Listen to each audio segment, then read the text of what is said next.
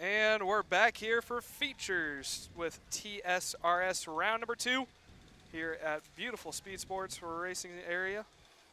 Gonna have our features roll out here shortly. If you're tuning in, that means that you're a premium member. We want to thank you for your guys' support.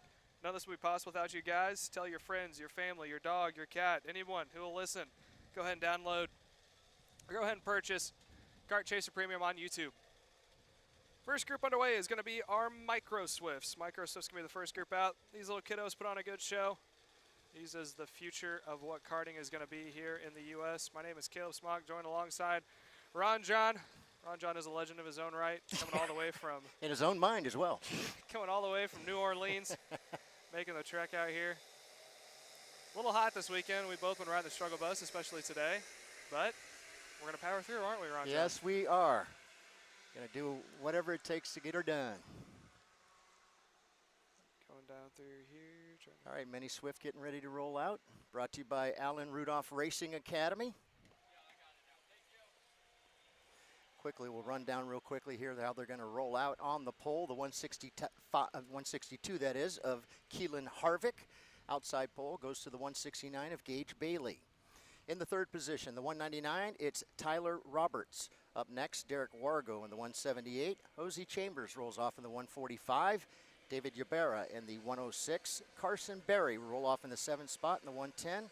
Tyrone Kemper Jr., the 141, will roll off in the 8th position. Juan Jose Paramo in the 140 rolls off in 9th. And Davis Henry will round out your top 10, the 149 in that 10th position.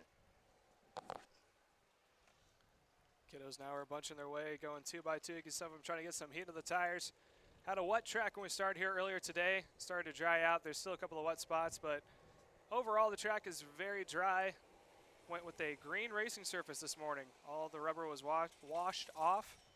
It got laid down in the warm-up, and then heat race number 1. Now we get to get underway, or sorry, heat race number 2. Now we're underway with our features. Kiddos making way around the final couple of corners, coming down to the start-finish straight. Keelan Harvick and Gage Bailey are going to lead the way down to the green flag. You can see them making the way to the acceleration cone. Green flag is out, rolling into turn 1. Everyone's going to try to go high and avoid the water. A little bit of water got kicked up there. Head into turns number 2. Looks like a fairly clean start. No one going off track. Leaders making their way through turns 4, now 5. Onto this back straightaway. One of the best running areas you can get before trying to make a move going down into turn number 6. Harvick leading the way in that green Hunt Brothers pizza cart with the green helmet. 2 right behind. Ty Roberts is up in the mix. He's up into P2 right now in that Paralyn with the white helmet. He's trailing right behind Keelan Harvick. He's getting all sorts of help. I believe that is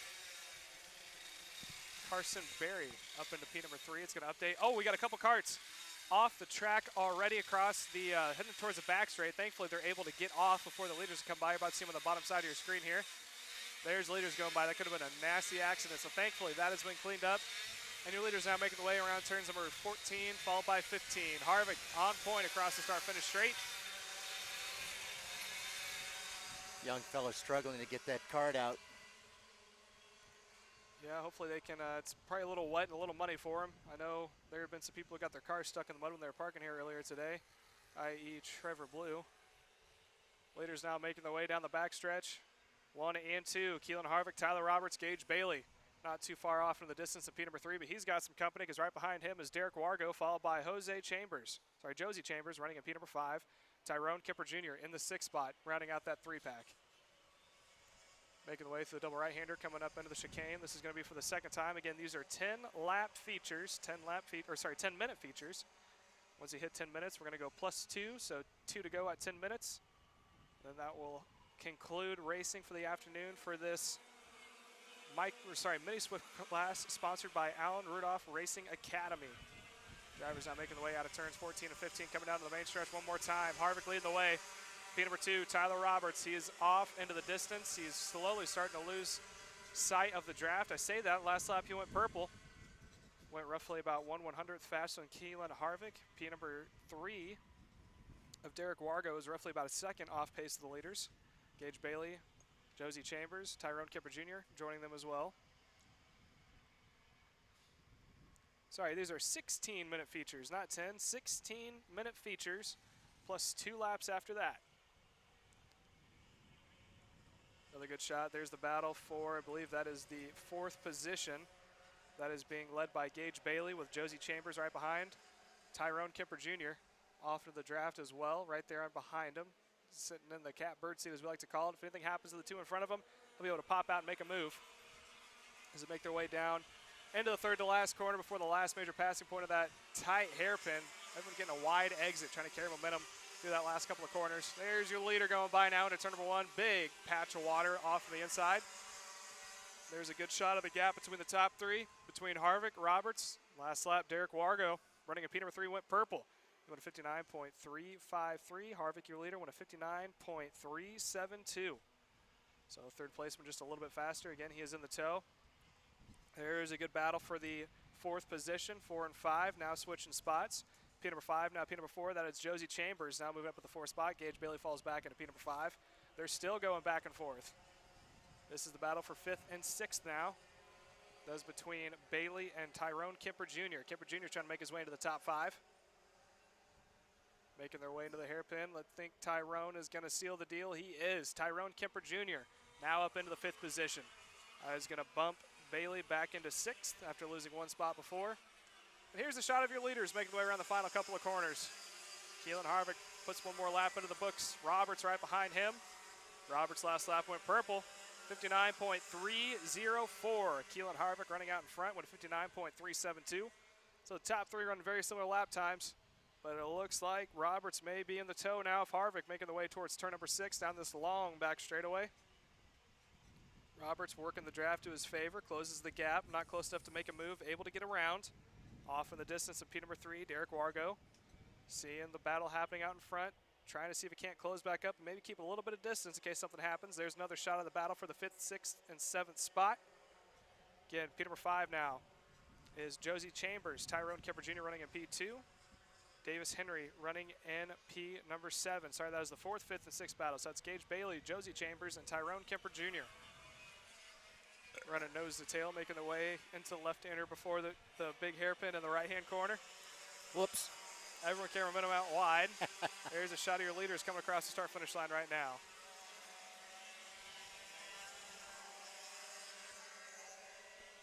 Pardon my little action there. I apologize to everyone that heard that. That wasn't supposed to happen, but Keelan Harvick still out there in front, the 162. Tyler Roberts, though, showing he's got the speed, but is he able to get up there and get around Keelan? Meantime, the 3rd place driver trying to make his way back up onto the back bumper of the top 2. Looking back behind them, I still believe that is going to be Gage Bailey, Jose Chambers, and Tyrone Kemper Jr. now in that 6th spot.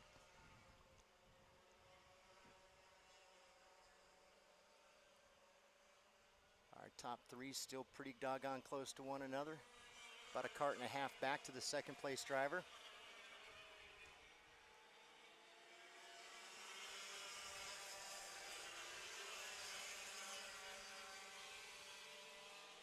All right, we got 6 minutes of the 16 in the bank.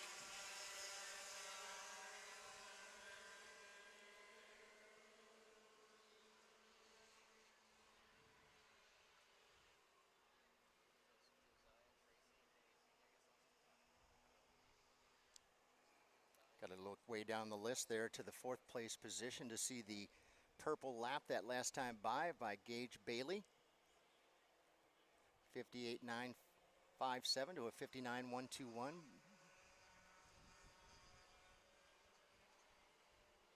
Meantime, your leaders have now become a group of 3 once again, and if they continue to battle up there in front, I think they're going to pull a couple other carts up to them. That 4th place position now of Gage Bailey, who was the fastest that last time by, trying to make his way up there to that back bumper of the 3rd place driver of, I believe that was going to be Derek once again. Wargo's still in that 3rd spot. Tyler Roberts ended up getting around Keelan Harvick, now in the top spot, and Keelan Harvick now back into 2nd.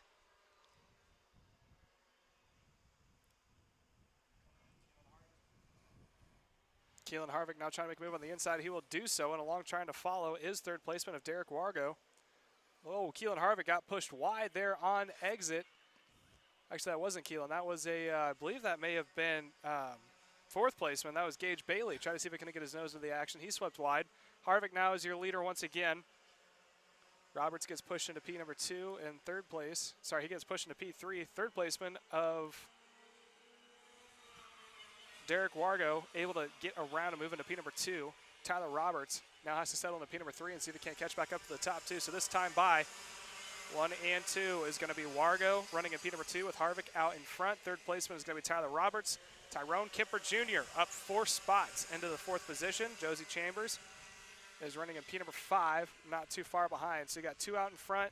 P number 3 of Tyler Roberts, an island of his own, and then Tyrone Kemper Jr. and Josie Chambers running in the 4th and 5th spot. I'm not really sure what happened to Derek Wargo there, but he's definitely fallen back. Now puts him back into that 6th position. Yeah, Wargo went a little... I think he must have gone wide in one of the turns and opened up the doors and allowed a few of the guys to get around him. I think he was the one that went wide going into turn number 4. That opened up the door a little bit, but now we got Harvick and Bailey nose to tail. And then Tyler Roberts, who was up in the mix, led for a little while, is running into P3. He's trying to reel in the 2 leaders. Making way the left-hander before the big hairpin of the right-hander. Wide on exit, everyone goes. Harvick now trying to see if he can't hold off Bailey. Bailey's still the fastest car on track, this time across the line. Harvick's still out in front. Bailey did not improve his time, but he is on the back bumper of Harvick.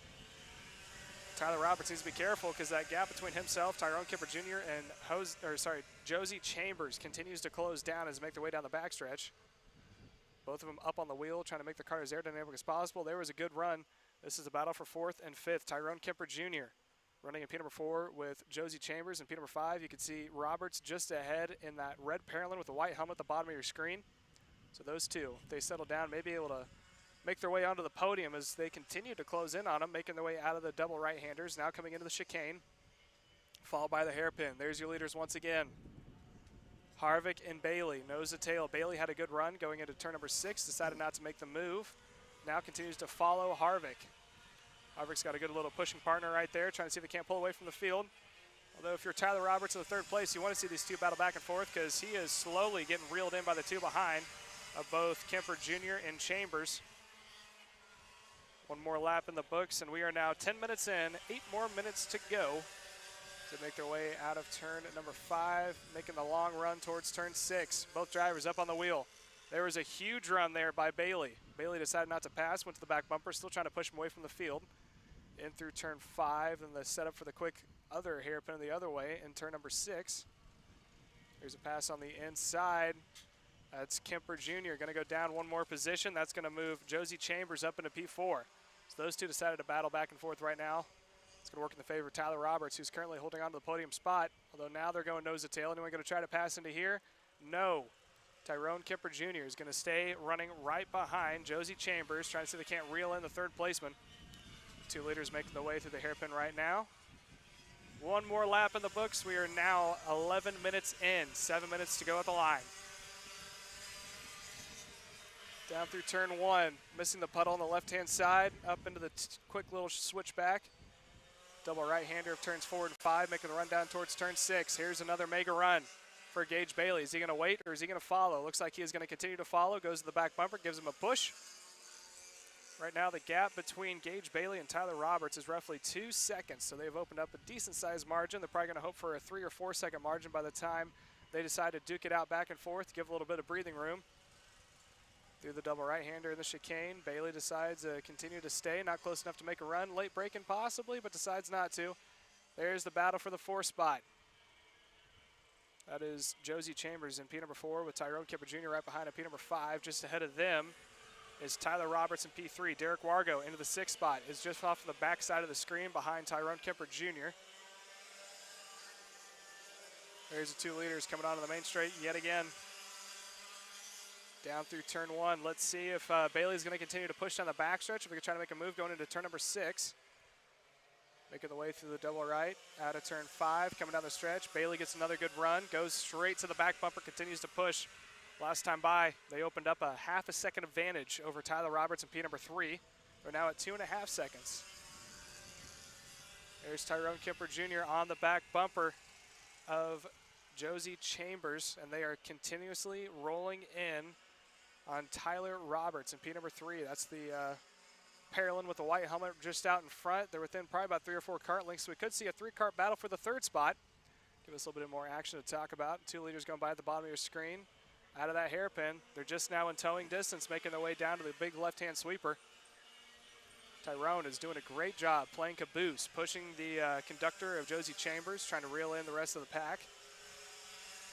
Making their way through the final corner, across the line yet again. Roughly 13 minutes in the book, so we got another 3 minutes to go before we get 2 to go. Harvick continuing to lead. Bailey in P2. Bailey up on the wheel, goes straight to the back bumper yet again, continues to push. They've opened up a 3-second advantage between themselves and Tyler Roberts running in P number 3. Ron John? Keelan, as a young man, I believe, has quite a bit of the mentality of his father.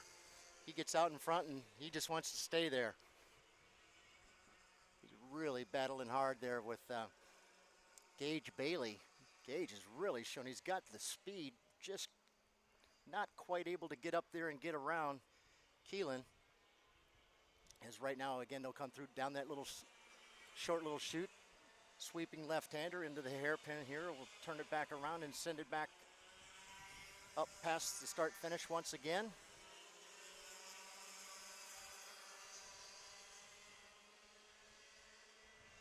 $14 minutes in the bank now. Again, our mini Swifts being brought to you by Allen Rudolph Racing Academy here at SpeedSportz Houston. Beautiful facility. Even the main course has lights, so they can race under the lights here as well. Of course, they have an arrive and drive. If you're ever out over in this area, want to come over and drive some go-karts on a really nice track, they've got that facility right here at SpeedSportz. All right, so the top 2 have definitely separated themselves from the next 4. Does look like perhaps Derek Wargo has made a move there, move him up into that, I believe, 4th position. Yeah, that's, yep, Derek now has gotten into the 4th position. Going to try and help perhaps maybe run down Josie Chambers up there in front.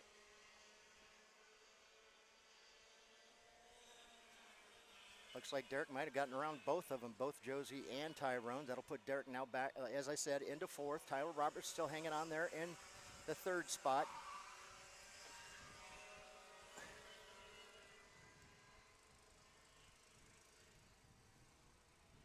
Boy, the over and under, Keelan has got that down to a science. He did it once again coming out of turn number 6.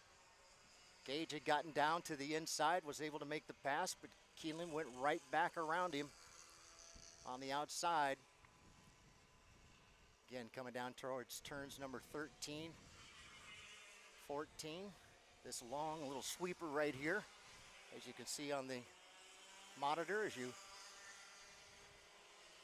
head down the front stretch. Guess what we're getting? We're getting the 2 to go. 2 more laps here for our mini Swifts. Getting ready to wrap up their day. And look at the battle going on amongst our top 2, side by side. All the way down into turn number 6. Bailey to the high side, Harvick to the inside. Harvick in the preferred line right there. As they go, Gage looks to the outside. Thinks again, going to go to the inside. Keelan still just in the right position. Gage just not quite able to get around him. He's going to have 1 more lap to do it. Still Keelan out in front, and he has pulled out a couple of cart links. In the meantime, the 3rd, 4th, 5th, and 6th place drivers are all nose to tail as well, battling for that position. All right, here comes your leaders looking up. Going to see the white flag. 1 more time. Harvick, Bailey, Roberts, Wargo, Chambers, Kemper Jr., Ybarra, Henry, Barry, and Edall's your top 10. Last lap for our mini Swifts here. And still Gage just not quite close enough this time as they head into turn number 6 for the last time. Keelan Harvick now through 7 and 8. The double right-handers through the interior part of the track. Down to this quick little snap chicane here. as we watch our leaders come back around. Meanwhile, looks like there's a battle going to go on for that third position. Wargo is right there. Looks like he's going to try to dive bomb to the inside. He's got the preferred line. Looking to the inside. Yes. Able to make the pass. Going to look up, see the double checkers. Here he comes. Keelan Harvick takes the victory. Here's that battle for third spot. Wow. What a tremendous run. A great run by Tyrone Kemper Jr. Saw that open, managed to get around, and ends up in the third position, dropping Tyler Roberts and Derek Wargo back into Tyler into fourth, and Derek ends up in the fifth spot. So a great run there for Tyrone Kemper Jr. Actually, I believe this being his first weekend running the new Burrell Art Kart. So still getting a little used to it, but what a tremendous finish there for him. I know Pop's going to be happy. All right, once again, we want to thank our main title sponsor, and that is Auction EXT. Thank you for all you do for the karting world. And we're going to take a little quick break here, go to commercial. We'll come back. It's the finals here at TSRS SpeedSportz, Houston, Texas, Kart Chaser Live.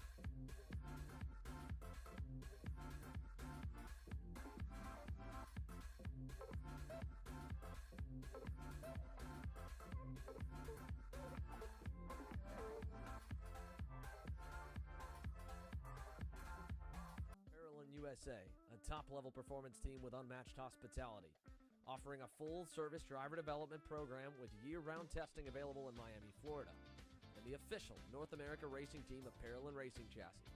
Chassis and parts available at ParallelinUSA.com.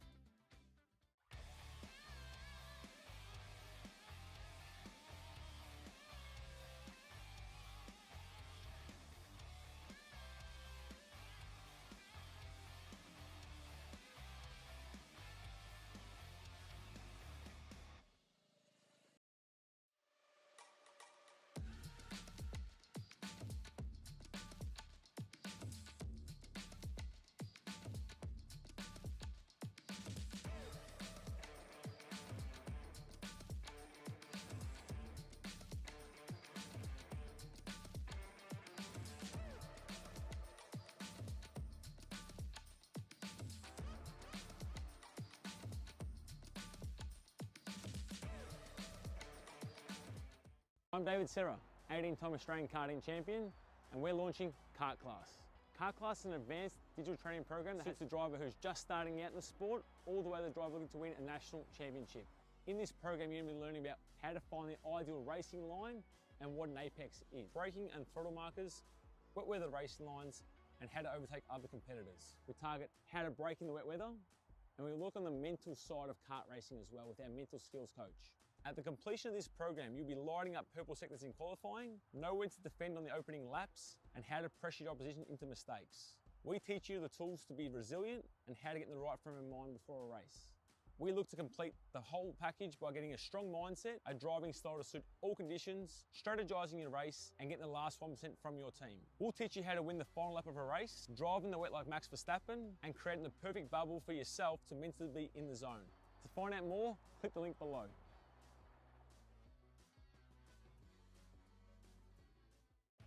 Kart Store USA is a kart parts supplier that racers and retailers can count on when they need reliable advice and service. We focus on servicing all racers with honesty and pride while maintaining customer satisfaction. We carry a full stock of Kart Republic and Tony Kart chassis, as well as IAMI and Vortex Rock engines. We've also got a host of other parts available and in stock, such as products from Rev Performance Materials, Jekko Racing Seats, and more. We have a 100% satisfaction guarantee, and on top of that, if your order exceeds $200, shipping is on us. Check out all we have to offer today by visiting us online at kartstore-usa.com. As the Western importer of the Praga and Formula K chassis brands, Leading Edge Motorsports is a high-performance kart shop and race team with a simple mission: teach others the joy of high-performance driving, supply our customers with the highest quality products and services, and most of all, win races. With our remarkable racing inventory, expert services, and top-ranked national-level team to back it up, we'll help to get your new kart racing package up and running fast.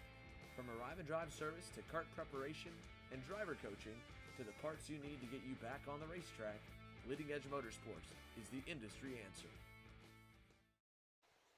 And we're back. Next group up is going to be Micro Swift, sponsored by Houston, Freightliner with Western Star. Your front row is going to be Paxton Dyson, starting next to Royce Vega. Ashton Wyatt starts next to Sawyer Chambers. Alex Chandler starts next to Colton Schengenberg. P number 7 is going to be Lucas Orbezo. P number 8, Emerson Lane, followed by Tanner Barsh. P10 is going to be Pashi Ali. That is your top 10 here for your Micro Swifts. Mini Swifts just went out, so after this one, we'll have 7 more classes until we conclude racing this afternoon. Here in beautiful Houston, we got lucky we had some clear weather yesterday. Now we got clear weather today. A little bit of water still on track from the rain that happened this morning. KA Jr. decided they're going to warm up, so hear them off in the background. There's your lead group making their way through the final couple of corners, coming down to get the green flag this time by. Yeah, we seem to be positioned in the right spot, aren't we? Oh, 100%. Now they're making their way out of the final corner, about to get the green flag this time by, hopefully. Coming down to the line. Looking good. Tram lines look good, and it is green going down into turn number 1. Let's see who it's going to be. I believe this is going to be Ashton Wyatt getting ahead of Sawyer Chambers, making the way into turns 1 and 2. Coming into the final couple of corners now, double right-hander of turns 4 and 5. Coming down the long stretch before it gets to turn number 6. There's a nice 4-pack already coming into view. Little pass on the inside. There's 5 for 4. Trying to make it stick. Still side by side. Now they got to go into the crossover. It's a game you got to play. It's like a big old dance. It's like swing dancing. You got to take the right side. They got to take the left side. They got to hope you get the inside line. There's the pass. We got a new third placeman this time by. Coming across out of the final couple of corners now, heading down the chicane, followed by the big old hairpin. It's one of the last couple of passing points you can make work here. I believe that is going to be P1 is Sawyer Chambers, if I'm not mistaken, but our time machine is going to update. It's hard to see the track numbers and anything from the karts up here vaguely. Ever taking that wide exit, coming into the final corner, this time across the line. Our time machine is going to update. It is Paxton Dyson and P number 1, Ashton White's P2. Chambers running in the 3rd spot. That's the first 3-pack. There's 2 karts from behind, Royce Vega and Alex Chandler running in the 4th and 5th position. Top 3 now making the way down the backstretch. Paxton Dyson leading the way. Ashton Wyatt went purple last lap, and he is now trying to go for the lead. Trying it into turn number 6. He's on the inside. Can he make it work? Yes, he can. New leader goes to Ashton Wyatt. P2 now is going to be Paxton Dyson. P number 3 is Sawyer Chambers, although looks like Chambers maybe trying to see if he can't get his way up in the 2nd spot. Try to make it work there on Dyson. Couldn't make it happen. Leaders making the way down to that hairpin. This is one of the last good passing opportunities. Side by side, we got a new 2nd placeman. That is going to go to Sawyer Chambers. That's going to put Dyson back into P number 3. Leader now starting to pull away of Ashton Wyatt. Opens up about a 2-kart length advantage. Coming into that final hairpin with the wide exit. into the final couple of corners of turn 15, down across the line.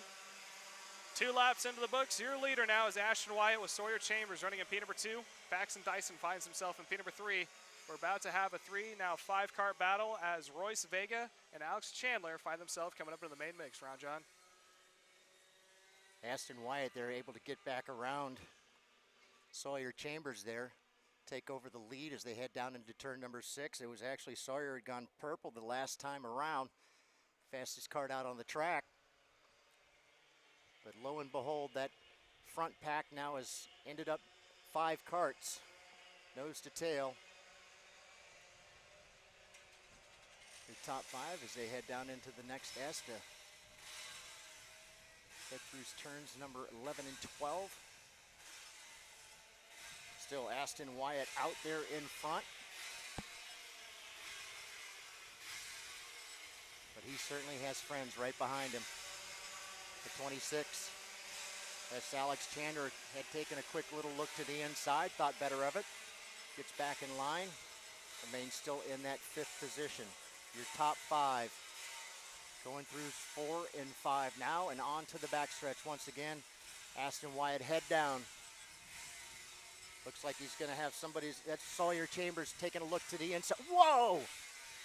I don't know what happened there, but Ashton absolutely just went off track. He got around backwards, not sure if he's going to be able to get back onto the track. Yes, he is. Don't know if he just timed his braking there, but all of a sudden he just took off.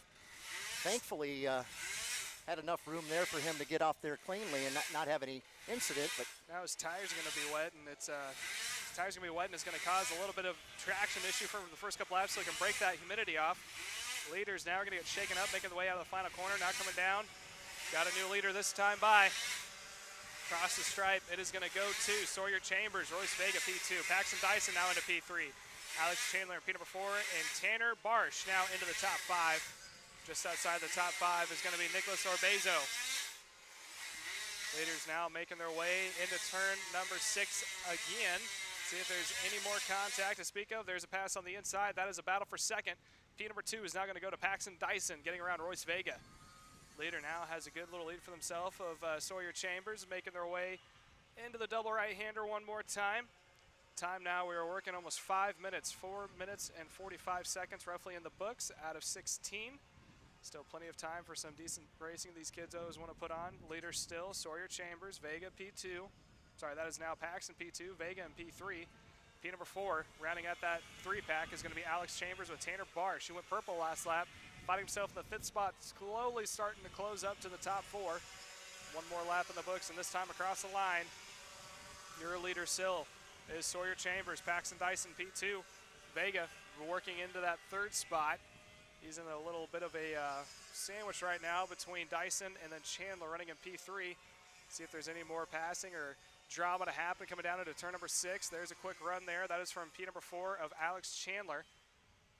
Chandler thought about making a move, but that's actually going to be Royce Vega able to get around Paxton. looks like Alex gave him a little help there. Alex looked like he might have given him just a little bit of a help there as he bumped him just going into the turn, which allowed him just a little bit more speed going through that particular turn. So that put him up into that 3rd position.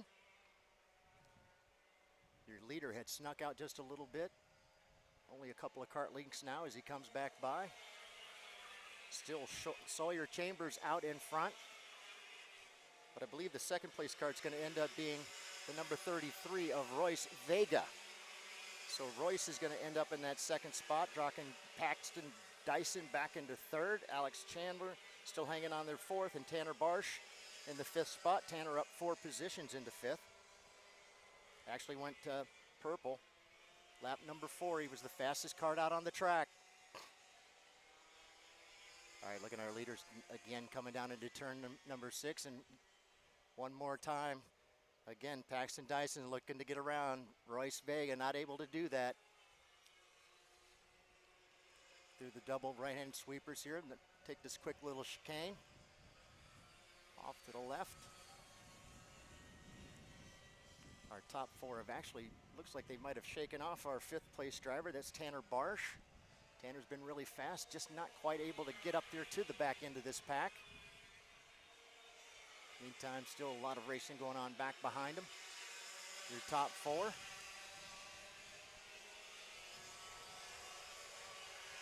Just over 7 minutes now in the bank. Still Sawyer Chambers, Royce Vega, his best time that last time by, as well as Paxton Dyson and Alex Chandler.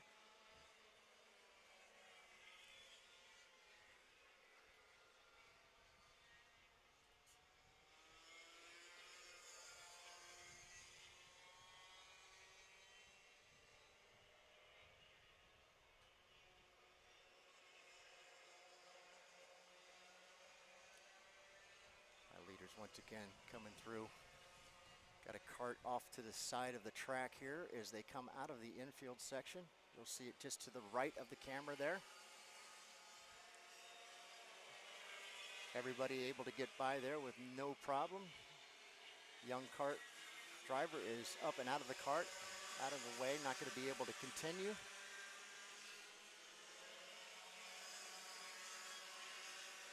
All right, looking at our leaders once again, getting ready to come through turns number 4 and 5.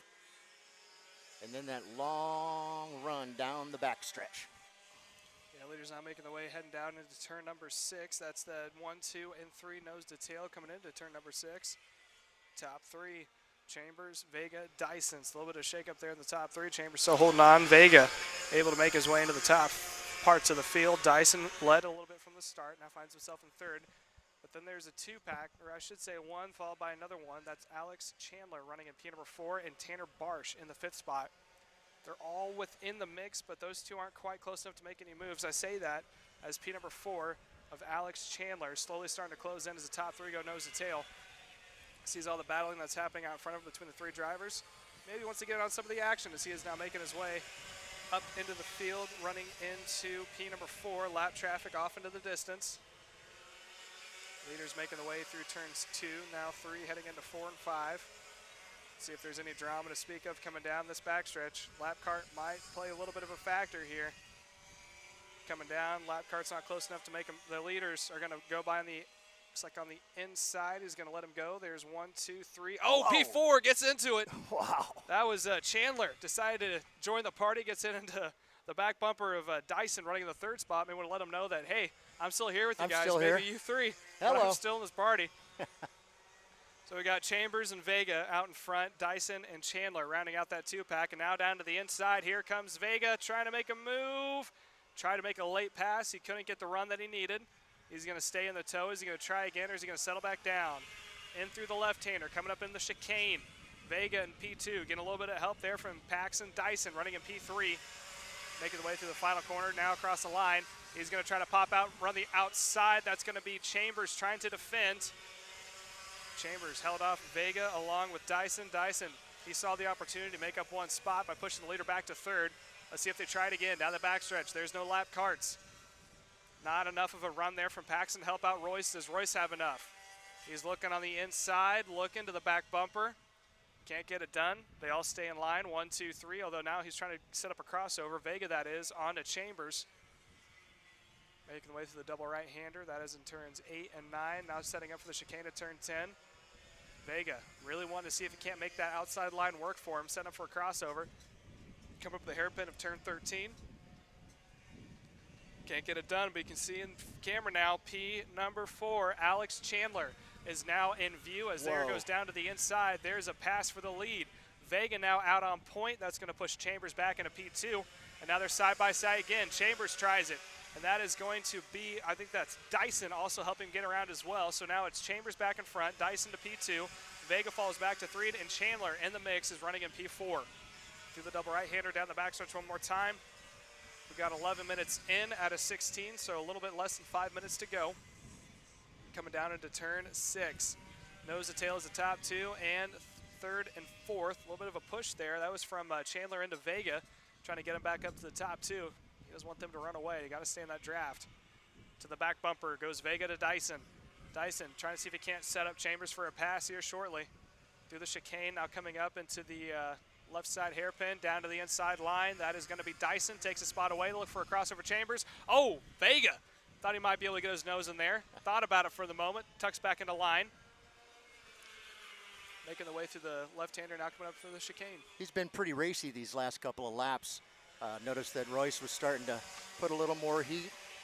He thought perhaps a lap ago that he was actually going to be the guy end up leading that last lap. Unfortunately, though, as he came out of turn 15, he swung a little high and allowed the guys to race him cleanly through there, and they actually got back around him. Paxton Dyson still out there in front. He's went purple the last time by. Sawyer Chambers still in second. And Royce Vega in that third spot, along with Alex Chandler.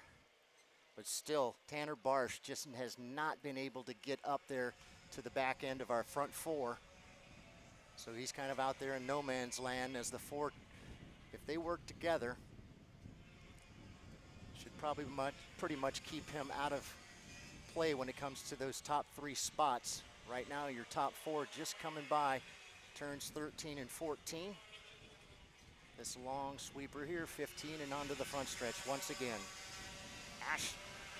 Paxton Dyson, Sawyer Chambers. Sawyer went purple that time, 59.988 to a 1.113 for your leader.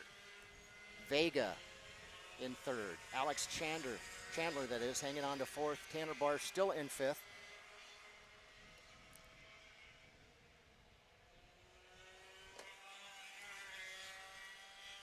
A lot of the other karts still out there on the track. Some good distances between each. Keeping an eye on our top four as they come through the infield part of the track here. Oh, looks like we're going to have another pass possibly for the lead. Is he able to hang on? Yes, he does. So that's going to be Sawyer Chambers. Went to the top spot. That'll put Paxton back into second. All right, we got 14 minutes in the bank. Royce Vega all the way up into second. Looked like it might have been Paxton dropping back into the fourth spot. Leaders now making the way through turns 4, now 5, coming down the backstretch one more time. Chambers out in front, Vega up into P2. Vega's on the back bumper. Is he going to try to make a move coming down to turn 6? He's looking. Is he going to be able to stick? Does he carry too much momentum? He does not. And now Chambers is going to be under attack for a moment there from Chandler. That was a battle for P2. So new leader in the books is going to be Royce Vega. P2 now, Sawyer Chambers. Third spot goes to Alex Chandler. Paxton Dyson runs to that 4th spot. Here's on the pass back. Vega moves down one more position, and there goes Chambers back on point, but they're going to go side by side again. Do that quick right-hander, now coming up to the left-hander. To the advantage goes to Royce Vega on the inside line. Can they make it stick? They do. Vega's in front for the moment. That's going to go right back to Sawyer Chambers out in front. They're all back in line coming across the stripe. 15 minutes in the book this time by side for lead once again. Chambers really wants to stay on point. That is not going to happen for him. Royce Vega goes on to point. Let's see if Chambers may have lost a little momentum there. Alex Chandler running in P3 may have something to say about that as he's on the back bumper. He's trying to push him back up. Push. Yes, he is. Is he trying to pass him? Down on the inside. He's going to make it happen. There goes P4. That is Paxton Dyson also gets up in the mix. So we got a new leader. That goes back to Sawyer Chambers. Vega maintains P2. And for a moment there, it looked like Paxton Dyson and Chandler almost went to 1 and 2. But now we got a 2 divided pack. Chambers and Vega, Chandler and Dyson is your top 4. All right, Caleb, looks like they're going to go 2 to go here, I believe. Looking at the start-finish here, looking at the starter. I believe he has both flags in hand. Signal 2 to go this time as they come by. Still, what a great run here for Royce Vega. Putting an awful lot of pressure all over the back end of Sawyer. So we'll see how things shake out with 2 to go. 2 laps was given to the drivers. They all recognize as they make their way into turns 1, now 2, heading into turn 3. Leader still Chambers, Vega in P2. Any of these top 4 have a chance of winning here this afternoon as they have less than 2 laps to go. Down the backstretch, is Vega trying to make it work for him, or is he going to try to hold on to the last lap pass? But he's got to look out. Here comes Paxton Dyson, and P3's got to run. Hard into the braking. No one makes a move. Way wide goes Dyson. Carries a little too much momentum through the corner. Now they come through the other set of chicanes. Heading up to turns numbers 9 and 10. Still single file. Vega defended the inside line. Dyson running in P3. Also up into the mix in P4. Alex Chandler starting to fade away. Down to the inside. Battle for second. Oh, a little pushing and shoving there from Paxton Dyson around Vega. Vega's not giving the spot up. Dyson Had a thought for it. Now Vega defends the inside line. He's going to hold position. This is going to work in the favor of Sawyer Chambers. That opens up a little bit of a lead, and that is going to be a pass back. Dyson goes to P2. Vega falls back into 3. Vega needs to stay on the back bumper if he wants a chance for a win, because right now Chambers has opened up almost a second advantage in the span of those 2 corners. Making the way through turns 3 and now 4 and 5. They make their way to the backstretch. That is 2nd, 3rd, and 4th. Leader has pulled away by almost a second. There's your leader. That is Sawyer Chambers making his way to turn 1. Vega tries the outside line. Paxton defends the inside. Paxton gets squeezed. He swings wide. That is now going to allow Chandler to make up one more spot. Chandler went wide, and now he's going to get the spot back again. So Vega comfortably in P2. Now we have a battle for 3rd. Royce Vega and that is Alex Chandler and Paxton Dyson. Who wants the last spot on the podium? Making the way through the quick left-hander, now coming into the hairpin. No one's close enough to make a move, although a late attempt there from Alex Chandler on Paxton Dyson. There's your leader coming into the final couple of corners. Through the other last hairpin. Oh, he goes wide! Leader went wide. Oh, that scared me. I thought he stumbled there for a second. I thought he did as well. Checkered flag is out. Your winner goes to Alex Chambers. Royce Vega comes across P2. Alex Chandler P3. Paxton Dyson P4. And Tanner Barsh rounds out the top 5. Again, the black and checkered is presented at the same time. Means the race is under review, and this is all subject to change. So as the unofficial results are coming across the screen here, we're going to send it to a commercial break.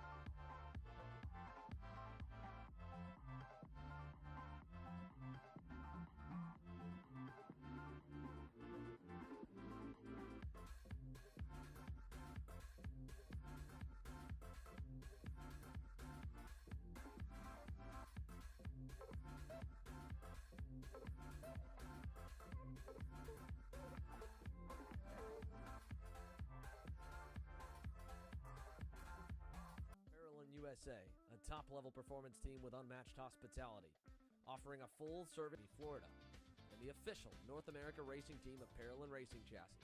Chassis and parts available at ParolinUSA.com.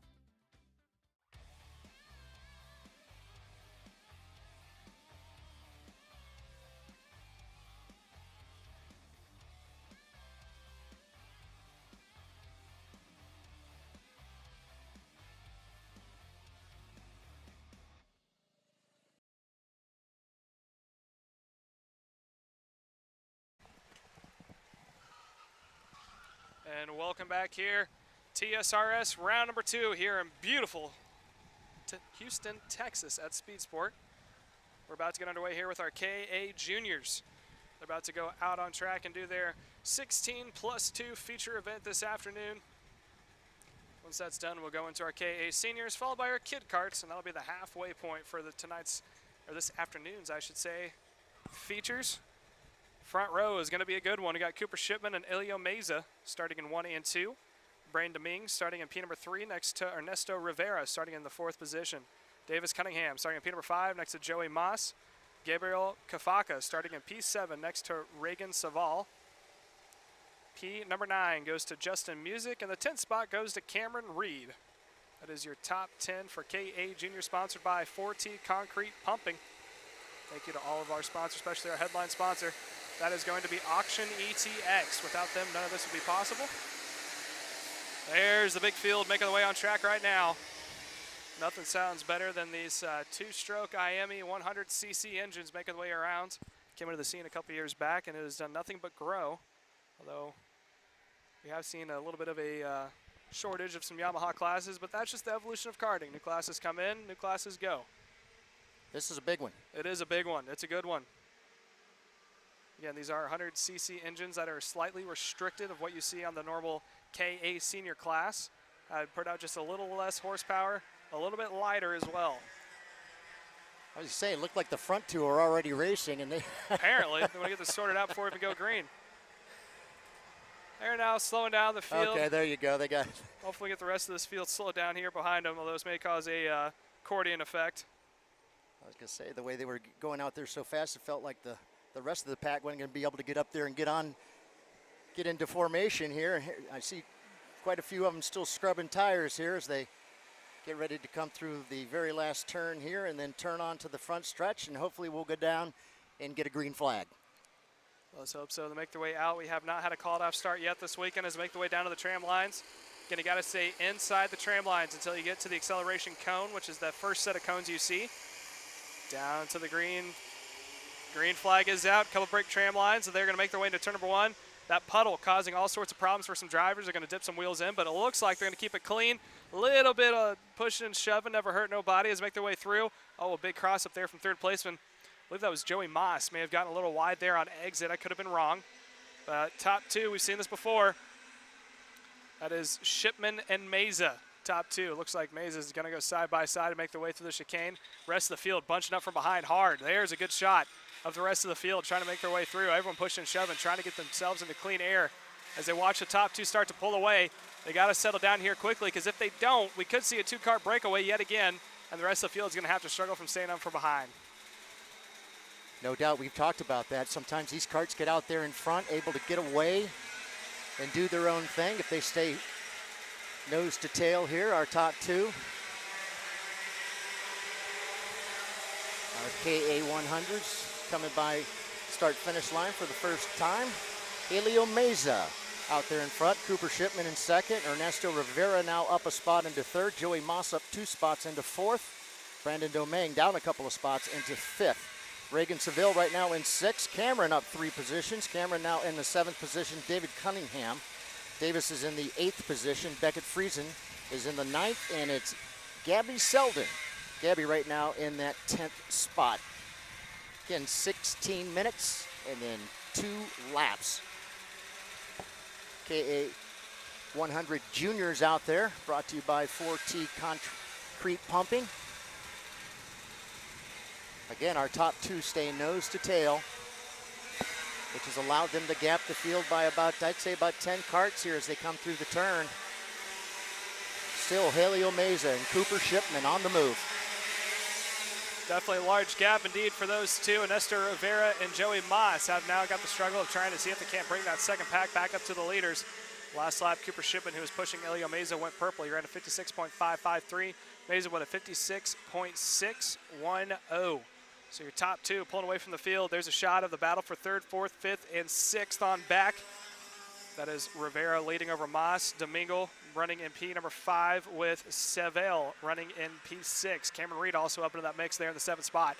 There they are, making their way through the double right-hander, coming to the chicane. Leaders off into the distance. You'll see them, you can't even see them at the bottom of the screen. There they are, bottom of the screen, rest of the field at the top. Those two continue to go nose to tail, Helio Meza and Cooper Shipman. Coming in the final couple of corners. Rest of the field coming in with the cavalry, trying to see if they can't close back up to the leaders. Again, that is Ernesto Rivera in the 3rd spot, leading that pack. Pushing, shoving. It looks like 4th placeman Joey Moss is going to lose 1, maybe 2 spots to both Domingue and Reagan Seville. Moss goes into P number 3. Domingue goes into P number 4. Rivera holds on to the 5th spot. Reagan Seville running in P6. Cameron Reed in the 7th spot. Davis Cunningham running out that pack in the 8th spot. 1 and 2 making their way down into turn number 6, and there's the rest of the field. And it looks like Joey Moss has got a gap. Can he catch back up to the leaders and pull away from this pack? If he gets reeled in again, he's going to get past 1 or 2 times. He's going to break his momentum, causing him to have to stay and fight in that pack and not be able to close back up to the leaders. What he needs is 1 or 2 guys from this one work together, create a 3-pack, start pushing each other, trying to see if they can't catch up to both Meza and Shipman out in front. But as we know, both Shipman and Mesa have a lot of experience. They've been on the Yes, track they a lot do. this year, and A they run lot. at national level. These guys are really, really talented young drivers here, both Elio and Cooper. Definitely seen them out on the tours. In the meantime, your third place driver, Joey Moss, all by himself. Brandon Domingue right behind him. Reagan Seville in the 5th spot. Cameron Reed now up a spot into 6th. Oscar Eilife, somebody we hadn't talked about in just a little bit. Now Oscar up 9 positions into 7th. So look out for that 8:07 of Oscar Eilife on the move. All right, leaders, though, have managed to stretch it out to a well over 4-second lead there between 2nd and 3rd. And as I say that, 3rd, 4th, 5th, 6th, all battling right there together. In the meantime, somebody just takes their wheels off, able to get it back under control, maintain on the track. Got a little squirrely coming out of there, but boy, look at the battle. It's still going on here for that 3rd position. It's about to become a battle for 3rd position with about 15 karts. So it's really, really getting close. Still plenty of time here. Just about 5 minutes in the books. Yeah, 5 minutes in, roughly 11 to go. 2 leaders have already pulled away from the field, both Shipman and Mesa. Braden Domingue able to make his way back on point that last time by, but it's been an all-out brawl for that 3rd position. Everyone's battling for that last podium spot. Side by side down to the inside. That's a pass for the 5th position as they go 3 wide through the hairpin. Someone trying to make the outside line work. It's now going to become the inside line. If I'm not mistaken, that's going to be Cameron Reed gets into it. Oh, a couple drivers getting off tracks and a little bit of contact. Everyone going to get back underway under their own power. This is going to shake things up, though, in the field. There's a battle for the top 2, nose to tail. Mesa and Shipman continue to pull away. They have opened up over a 5.5-second gap to the rest of the field. And then you got the cavalry from behind. This is what's slowing down the field. They keep battling back and forth. No one is wanting to work together to try to pull away from the field. There's a dive bomb to the inside line. Everyone's going way wide on exit like they're supposed to, coming across the line here. Brandon Domingue continues to run in P3. Moss into P4. Reed into P5. Rivera, P6.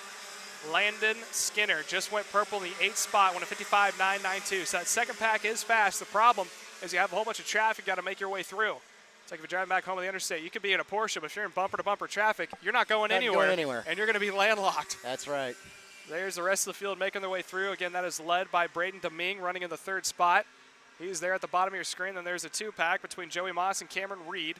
And then there's a 2nd pack forming between Ernesto Rivera, Breckett Fredgen able to get his way up into the field. There's your 2 leaders going by right now. Yeah, still got 10 minutes left to go. 10 minutes left to go here for our KA juniors.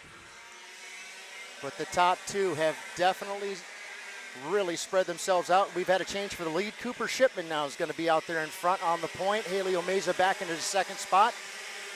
I believe Cameron has made another move. Cameron now up 6 spots into the 4th spot. Joey Moss 5th. Ernesto Rivera down a couple of spots. Right now he's in that 6th spot. Beckett Friesen up 5 position to the 7th position. Landon Skinner up 9 spots to 8th. Davis Cunningham now in the 9th position. Oscar Eilife right now in that 10th spot. Thought perhaps Oscar was going to be able to make his way up a little bit further. I saw he tried to make a pass there coming into turn number 14. Didn't really work out for him too well because it pushed him back about 3 or 4 kart back into 10th now. All right, our leaders just now coming through 15. Still Shipman and Mesa. I believe we're going to have a change for 3rd. Nope, still going to be the 855 of Brandon Domingue. But boy, what a battle going on for that 4th position between Ernesto Rivera and Cameron Reed. Lots of battling still going on. Yeah, the top 2 continue to pull away. Both Shipman and Mesa have now opened up a 7.5-second lead over the rest of the field. Rivera trying to see if he can't catch back up to Braden Domingue running in P number 3. And after that, Cameron Reed, Landon Skinner, Joey Moss, all up in the mix in that pack. They're the front runners of that 2nd pack.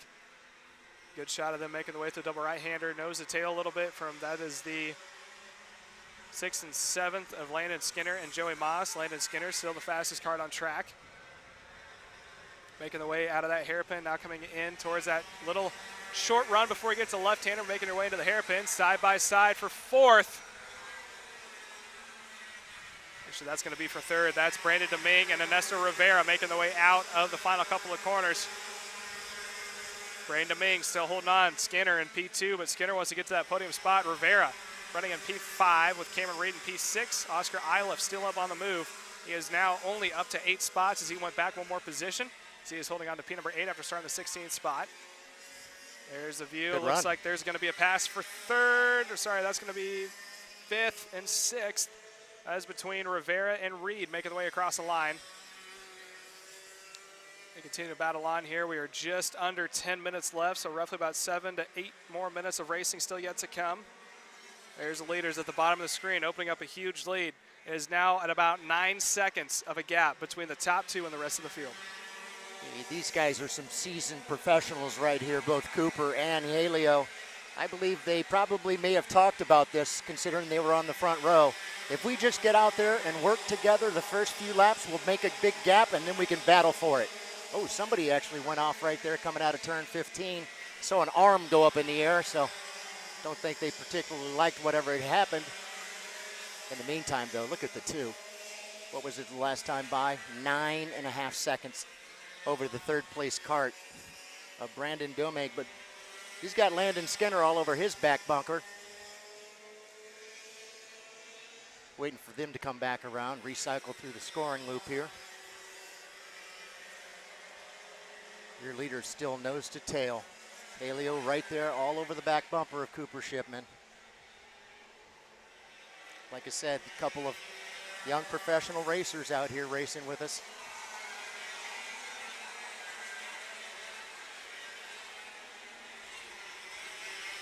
Still gonna be Braden Domingue, Landon Skinner, Ernesto Rivera. It was Skinner, by the way, that went purple.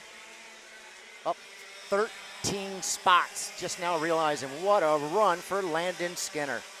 Fantastic run all the way down from the 17th position all the way up into the 4th spot. Looks like we're going to have a change for a position there going into turn number 6. That's going to be for the 3rd spot, and that's going to be Landon Skinner getting around Braden Domingue. So still a lot of battling going on here on the track. Yeah, Skinner went on a tear, but fortunate, he is the fastest car on track. He is not going to have enough time to reel in your 2 leaders of Shipman and Maisel as something out of the ordinary happened between those 2. They've had a lot of track experience on the national level. They continue to pass back and forth. That is now Meza in front of Shipman as they make their way across the line, so count that in the books as another change. Domingue is about to come across in P number 3 with a little bit of company there. Sorry, that is Skinner coming across in P number 3 with Rivera now up into P4. Iliff moving up 11 positions to finish or be running in P number 5. Brandon Domingue falls back into 6th. Cameron Reed moves up into 7th. Davis Cunningham falling back 3 spots to finish in 8th. Beckett Fresian running in P9, and Santiago Duran running in the 10th position. Here goes another side-by-side heading down into the hairpin. Looks like that is not going to be a complete pass. They're going to continue to run nose to tail. Top 2 now starting to break away. Meza's got a gap over Shipman as they make their way out of that hairpin. Not sure what happened. Shipman may have dropped a wheel or messed up a corner somewhere. He is now trailing by a significant margin. As make their way out of the final couple of corners, come across the line once again. We are now 12 minutes and 13 seconds into the books. Meza had to peek back to see where Shipman was. He is way back there. There's the rest of the field. That is the battle for the 3rd spot. And right now, that battle is being won by Landon Skinner, running in P number 3. Iliff now up into P number 4. Iliff may be the only one to have a crack at Landon Skinner, as he is one of the faster karts in the field. Ernesto Rivera not too far behind Oscar Iliff. That is your top 5 as we are now approaching the closing laps of this race. Yet another one of those names we didn't mention earlier. He had started so far back down the pack here. Oscar Iliff, another fine young driver, making his way up, all the way up now into that 4th position. 12 position change for him. Fantastic run for Oscar. Still up there trying to reach up there and get up to Landon Skinner. Landon as well, another huge run for him. He's up 14 positions. He's in that 3rd spot now. Leaders now coming back by the start finish once again. Helio Meza starting to stretch it out a little bit. Looked like it was about 4 or 5 kart lengths there as they went by, out to about 0.4 of a second lead for Helio.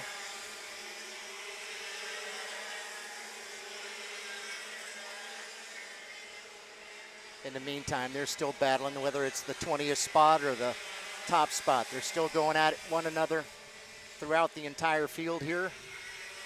Looking for our top 2 drivers. Still Meza and Shipman. Cooper now all over, once again, the back bumper of Helio Meza. And it looks like, too, we're going to have a battle here now shaping up for that 3rd spot because Oscar Iliff has gotten up to the back bumper of Landon Skinner. And as I say that, there he goes down to the inside. Take it. He's got it. Oscar Iliff move him up to 3rd position. Now these 2 karts, one of them, Tanner came back from 14 spots back, and Oscar now 13 positions back. So Oscar Iliff now into that 3rd position, dropping Landon Skinner back into 4th. Still Helio Meza out there in front. Whoa, we've got a kart going around there, coming out of the infield. Ended up sideways in front of the other kart, able to get it back underway.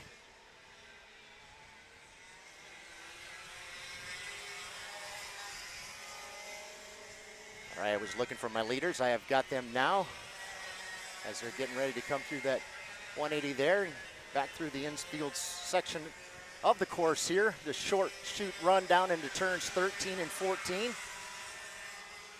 Make this long left-hand sweeper here.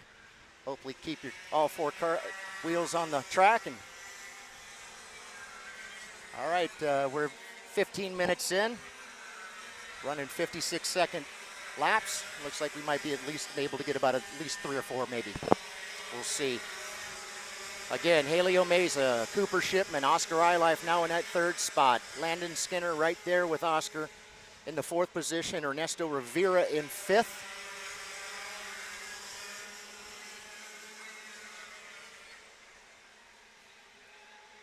Landon giving Oscar a little bump draft as they're going down that back stretch. What has happened to Cooper Shipman? Something has gone wrong with Cooper Shipman. He is way. Something has absolutely happened to the kart of Cooper Shipman. With just a few more laps to go, all of a sudden it looks like maybe it might have gotten back on, but no, I see the smoke coming out of the back end of it.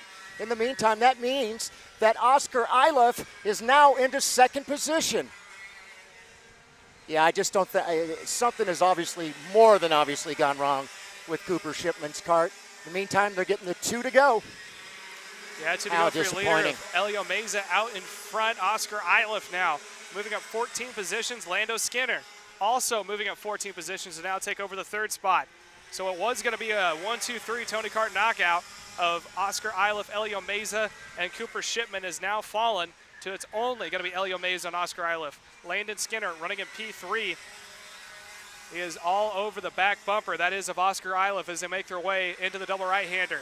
As Helio comes by, he's going to notice that Cooper's standing off to the side. He knows nobody's behind him.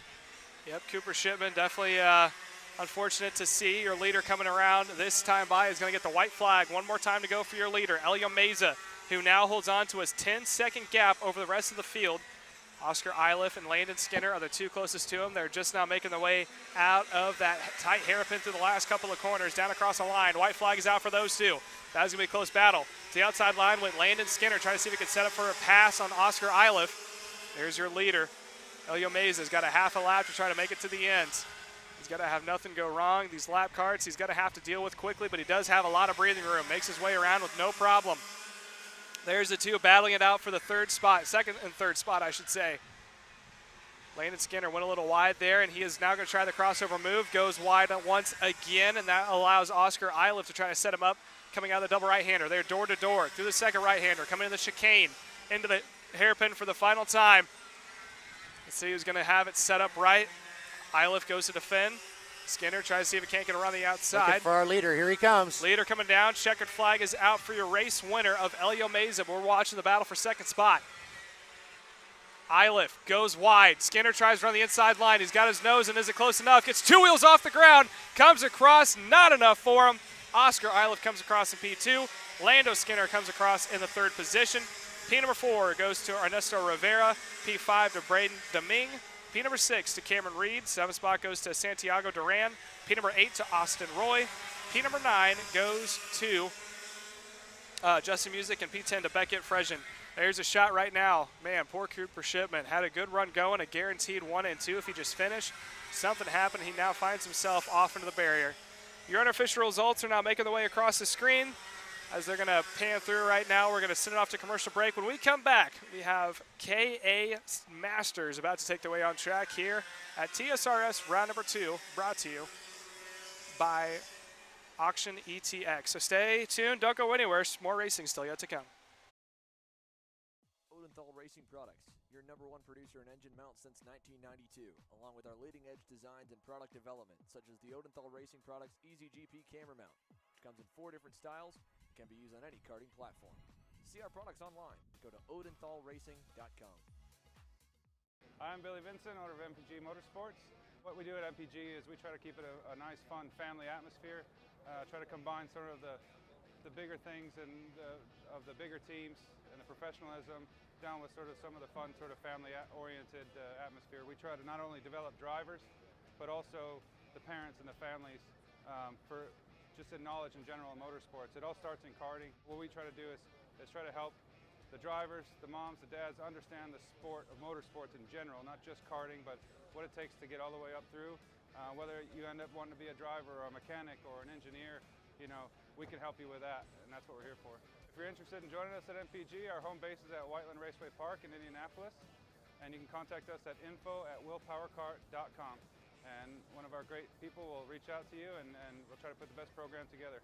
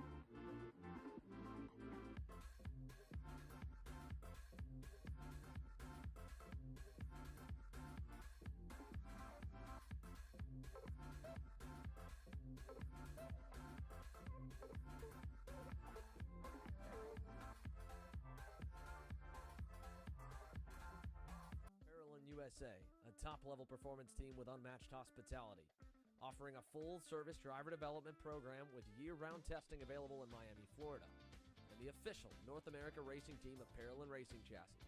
Chassis and parts available at ParolinUSA.com.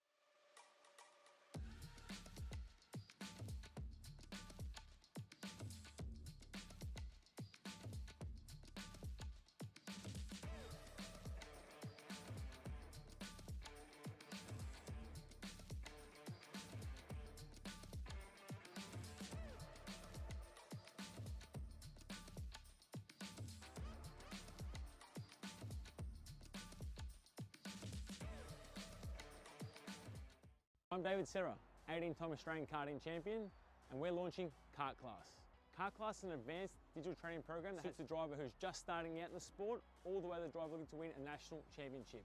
In this program, you're going to be learning about how to find the ideal racing line and what an apex is, braking and throttle markers, wet weather racing lines, and how to overtake other competitors. We target how to brake in the wet weather, and we look on the mental side of kart racing as well with our mental skills coach.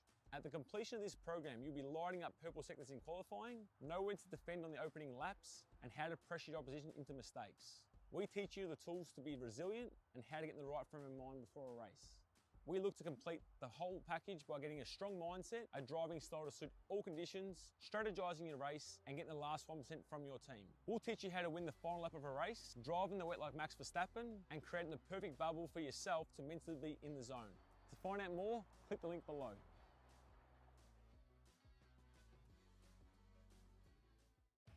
Kart Store USA is a kart parts supplier that racers and retailers can count on when they need reliable advice and service. We focus on servicing all racers with honesty and pride while maintaining customer satisfaction. We carry a full stock of Kart Republic and Tony Kart chassis, as well as IAMI and Vortex Rock engines. We've also got a host of other parts available and in stock, such as products from Rev Performance Materials, Jekko Racing Seats, and more.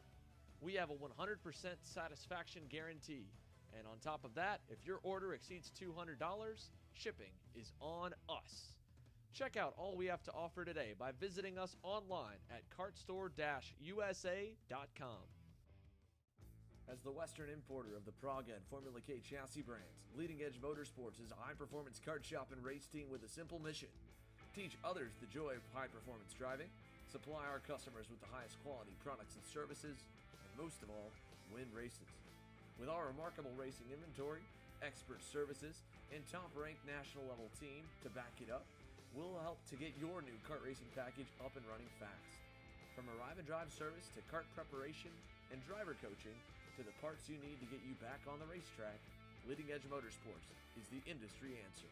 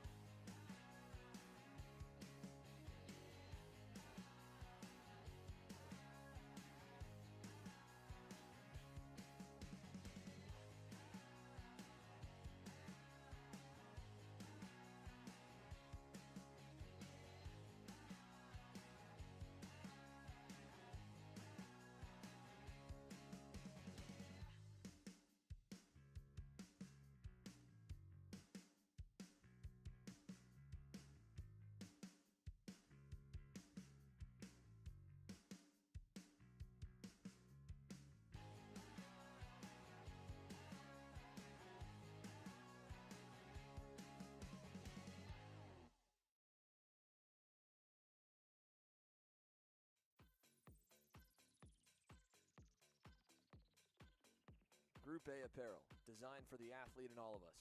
Check out more online at groupAapparel.com. Parallel USA, a top-level performance team with unmatched hospitality, offering a full-service driver development program with year-round testing available in Miami, Florida, and the official North America racing team of Parallel Racing Chassis. Chassis and parts available at ParallelinUSA.com.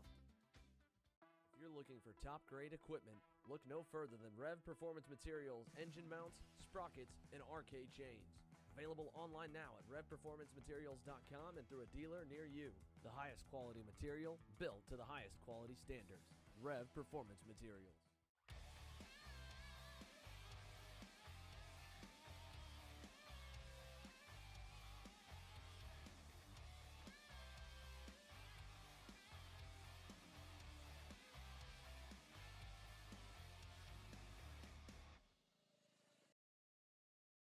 Odenthal Racing Products, your #1 producer in engine mounts since 1992, along with our leading-edge designs and product development, such as the Odenthal Racing Products EasyGP camera mount, which comes in 4 different styles and can be used on any karting platform. To see our products online, go to odenthalracing.com. I'm Billy Vincent, owner of MPG Motorsports. What we do at MPG is we try to keep it a nice, fun family atmosphere, try to combine sort of the the bigger things and of the bigger teams and the professionalism, down with sort of some of the fun, sort of family-oriented atmosphere. We try to not only develop drivers, but also the parents and the families for just in knowledge in general in motorsports. It all starts in karting. What we try to do is try to help the drivers, the moms, the dads understand the sport of motorsports in general, not just karting, but what it takes to get all the way up through. Whether you end up wanting to be a driver or a mechanic or an engineer, you know, we can help you with that, and that's what we're here for. If you're interested in joining us at MPG, our home base is at Whiteland Raceway Park in Indianapolis, and you can contact us at info@willpowerkart.com. And one of our great people will reach out to you, and we'll try to put the best program together.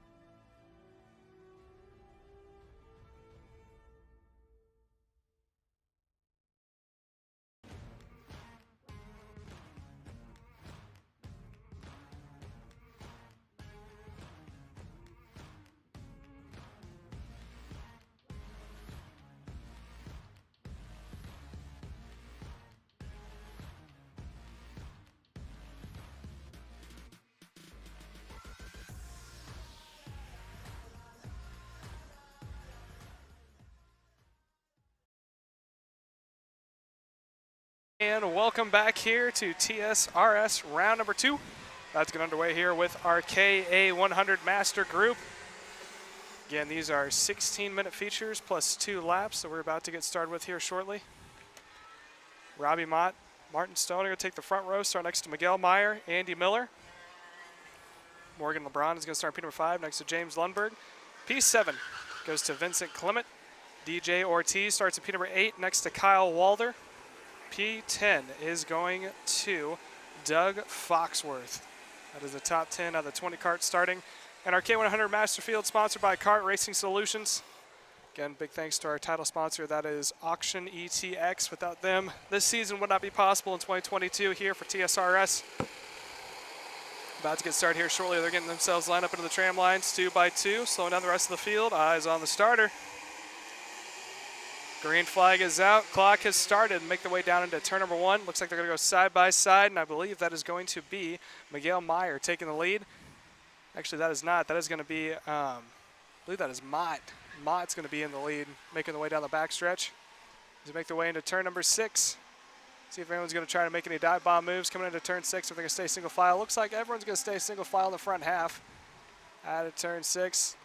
These guys may get spread out and be what we like to call a straightforward race, where whatever happens on track kind of stays the same and everyone stays the same position. Leader's not coming out of the double right-hander, coming in the chicane for the first time.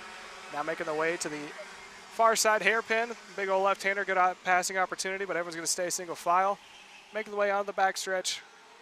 Complete lap number 1. Again, this goes by time. However long it takes them, how many laps they can do, I should say, in 16 laps is however long it's going to be. And then they go plus 2 laps. Checker flag is given at the end of those 2 laps. Lap number 1 in the books. It is Robbie Mott out in front of Miguel Meyer in P2, Martin Stone third spot, Andy Miller in P number 4, and Morgan LeBron rounding out the top 5. Ron John? All right, here we go. Robbie Mott once again jumps out there in front. KA100 Masters here.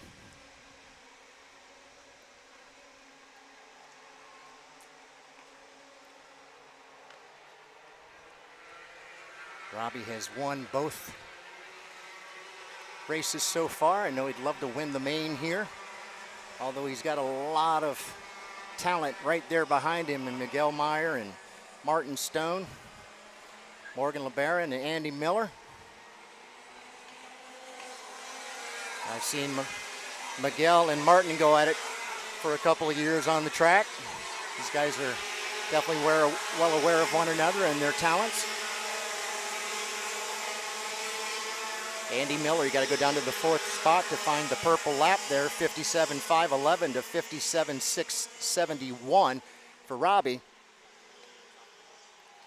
So Andy Miller right now hanging on to that 4th position.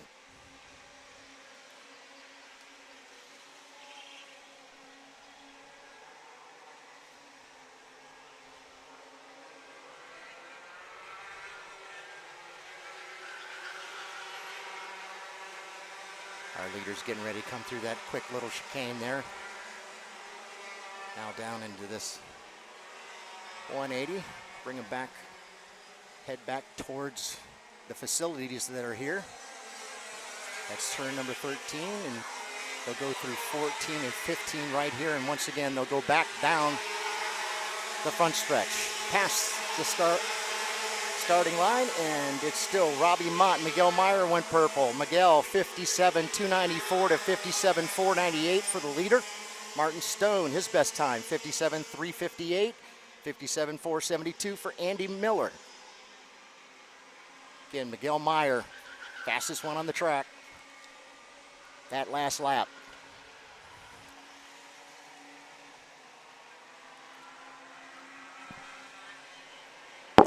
Been an interesting day, the way things started out for us this morning. Came into rain in a pretty wet track.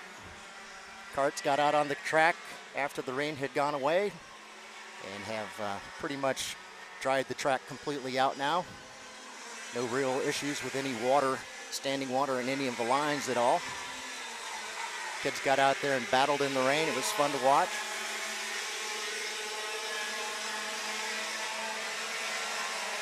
Meantime, it's still those top 4, nose to tail. Mott, Meyer, Stone, and Miller, your top 5. James Lundberg now up into the 5th position. So James on the move, 57.588, his best time so far. Although again, he's kind of out there in no man's land. On his own, trying to make his way up towards that front pack of 4.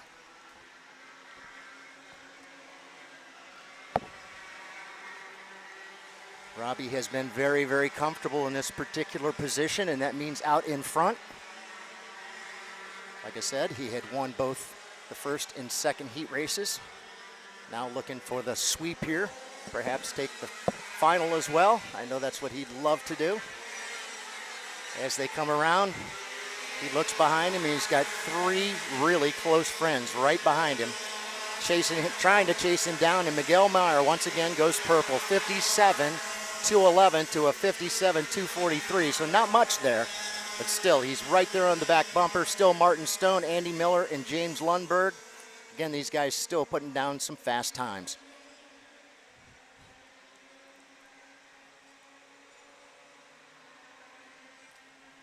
Taking a look out on the track, just trying to get an idea of how far back from the 4th to 5th place positions is, and it looks like it's about 2.6 seconds.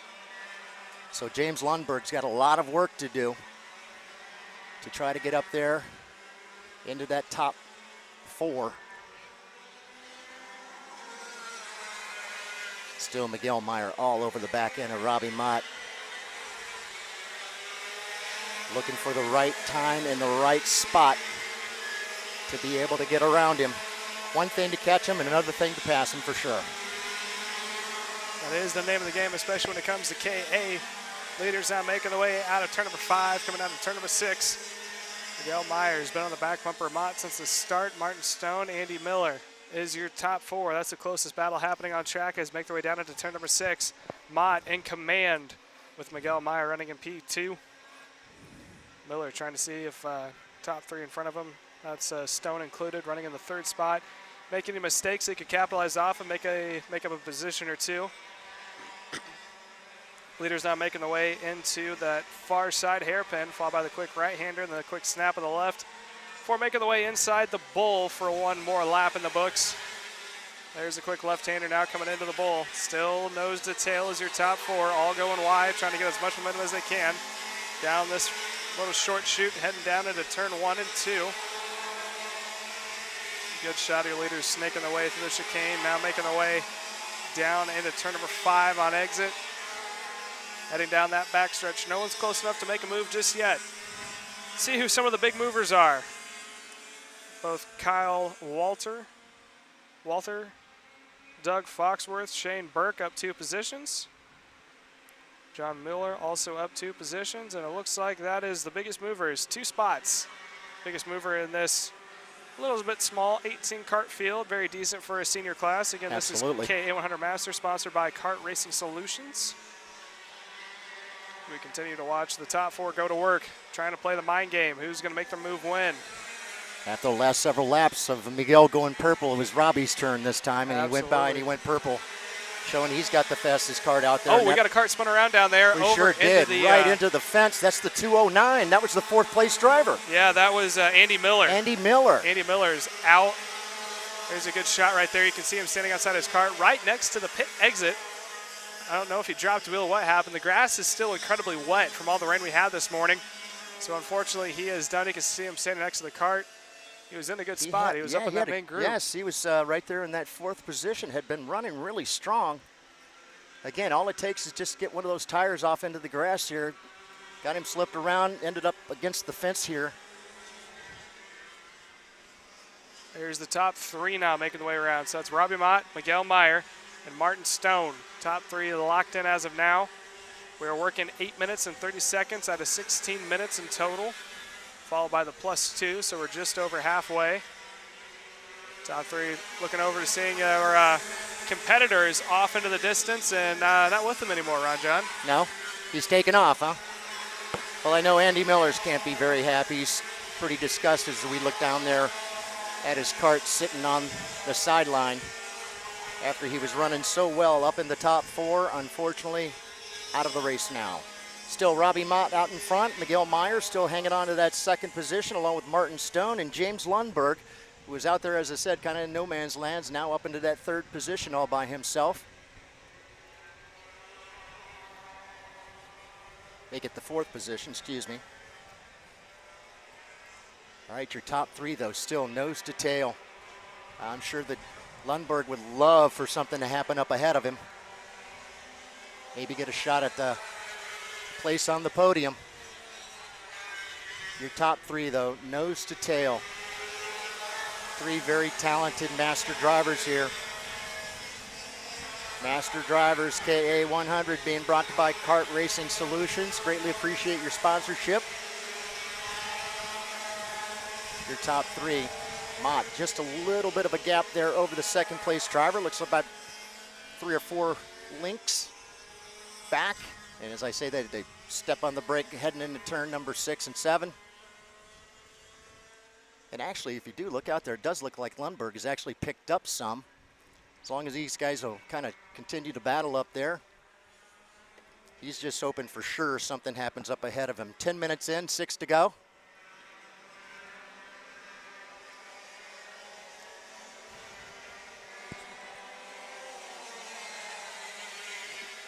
Robbie, your pole sitter, pretty much has been right from the drop of the green flags, been out there in front with those 2 gentlemen right behind him chasing him the whole time, although they did have Andy Miller in there as well, but unfortunately he's out.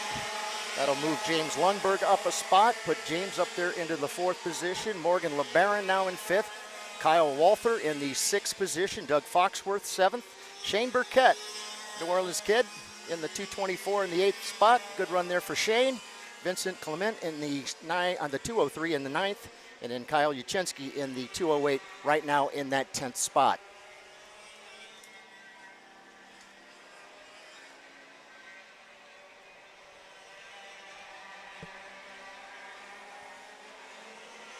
Thank goodness for a little breeze today.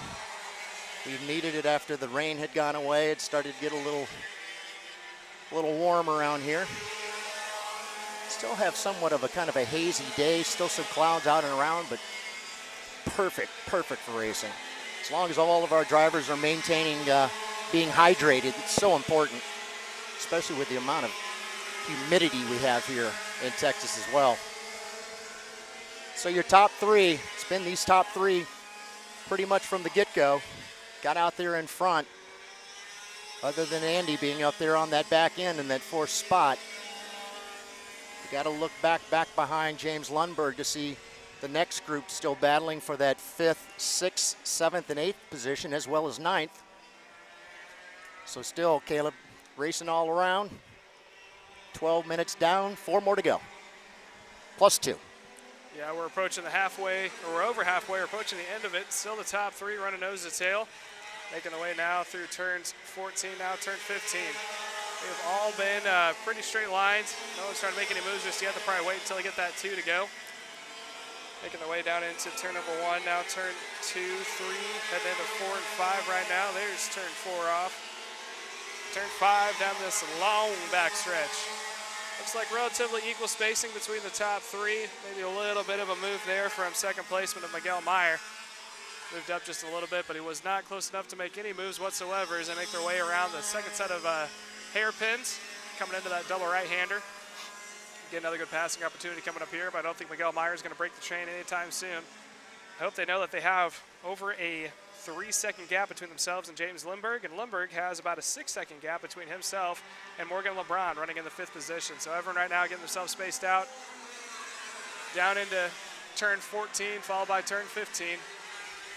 Top three coming across the line now. 13 minutes and 20 seconds is what has been completed. I'm going to keep an eye on Miguel here as he runs down that backstretch. Last time it looked like perhaps he was setting him up. I'm not sure if that happened, but just keep an eye on Miguel this time going down that backstretch.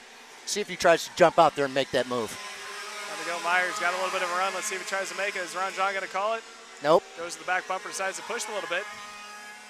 It's been the name of the game for the top three. My guess is probably in the closing laps, Ron John, they're probably going to try to make their moves. Yeah, I was thinking so. That last time that they had approached turn number 6, it looked like Miguel had just backed off a little bit. It looked like he had a good run on Robbie going down the backstretch. Thought better of it. Now that has been pretty much the ideal passing spot for everybody. Although there has been quite a few passes coming right here through 14 and 15 as you come through the sweeper and back onto the front stretch once again. 14.5 minutes now in the bank. We'll go to 16 minutes plus 2 laps. Final race here for the KA100 Masters, brought to you by Kart Racing Solutions. Just yet another fine sponsorship. We greatly appreciate you.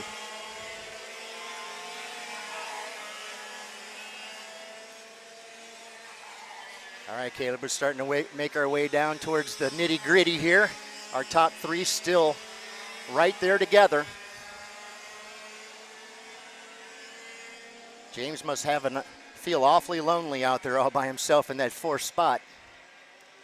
Just hoping that something should happen up ahead of him.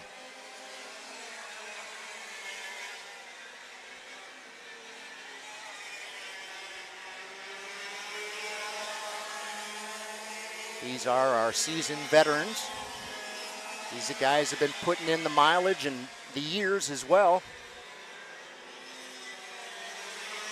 Always wonder why at this age you still want to race, but they say it's all about the adrenaline, my friend, and I can certainly understand that.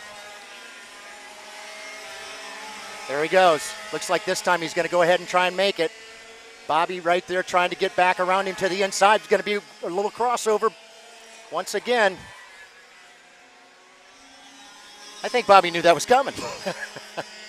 He certainly knew that Miguel was going to give it a shot. Yeah, absolutely. When you're running that close to each other, you know that you're coming down to the end of the laps. You just have to predict that the guys behind you, when you're running that close, aren't just going to stay there. They also want their chance to get in some of that action for the lead as they make their way down to that big old left-hander fall by the right-hand hairpin. No one's going to try to make a move here. Looks like that pass and pass back did not affect anyone. 2 to go up the line this time by. See if Miguel Meyer is going to try to force the issue just a little bit more. Throwing some hand signals up to the driver right behind him, Martin Stone. Maybe trying to say, hey, I'm going to try this again, except this time it's going to work, and I recommend you follow me if we want to try to get to the 1 and 2 spot. As they're coming down out of the final set of double right-handers, coming all the way down to this big hairpin. Try it. There it is. Mott goes to defend, comes back up. Meyer's going to back off, so we're going to have to try another time on this lap or wait till the next one. There's under 2 laps to go. Robbie Mott out in front, opens up a little bit of a lead as Martin Stone starting to suck up to the back bumper. Miguel Meyer, he has cranked it up to 10. He ends up trying to go for it as he goes through the chicane. Coming to this big hairpin, everyone goes down the inside to defend. No one tries to make a move on exit. They're all going to stay single file, so I think it's going to come down to a last lap pass between these top 3. Martin Stone running in third. If he wants to try to take a shot at the win, he's going to have to act fast or hope that he can follow Miguel to get around Robbie Mott, which is probably going to happen here shortly. White flag is out. I think Miguel looked over his shoulder and saw that Martin was a little bit too far back off his back bumper here, so let's keep an eye on him. Once again, racing down that back stretch. Making the way out of turn number 5, heading into turn 6. Miguel has got to run, but he is not that close. Mott goes to the inside to defend. He's going to pop back up here last second. Rolls the inside line. Look for Miguel to try a crossover coming to the second set of hairpins. Try to get down the inside line. Mott defending, coming into the double right-hander. Mott taking over racing line. Miguel tried it for a moment, thought about trying to get underneath him. Coming into the last good hairpin, you can run the high line or low line and still be quick. What are they going to take? Mott goes low. Miguel goes low. Stone trying for the crossover. Here comes Martin Stone for third on the back bumper, Miguel Meyer. Miguel no longer close enough to make a move coming into this corner. He's going to have one more chance at it. Going through the hairpin, he's going to try a crossover move on exit. He's not got enough. Robbie Mott has got it locked in, and he will take the win this afternoon in KA100 Master, sponsored by Kart Racing Solutions. Miguel Meyer finishing in P2, Martin Stone in third. James Limberg just came across the track right about now to finish in the 4th spot. Morgan LeBron is going to finish in P5. Doug Foxworth in P6. Kyle Walther is going to finish in P number 7. DJ Ortiz in P8. Alex McQuinn is going to finish in P number 9. And Neil Faulkner is going to finish in the 10th spot. That is your top 10 for KA100 Master, sponsored by Kart Racing Solutions. Again, you're watching round number 2 of TSRS, sponsored by Auction ETX. Thank you to all of our sponsors. We're going to go away for a quick commercial break to thank our sponsors here at Kart Chaser. When we come back, we got our Kid Karts about to make their way on grid.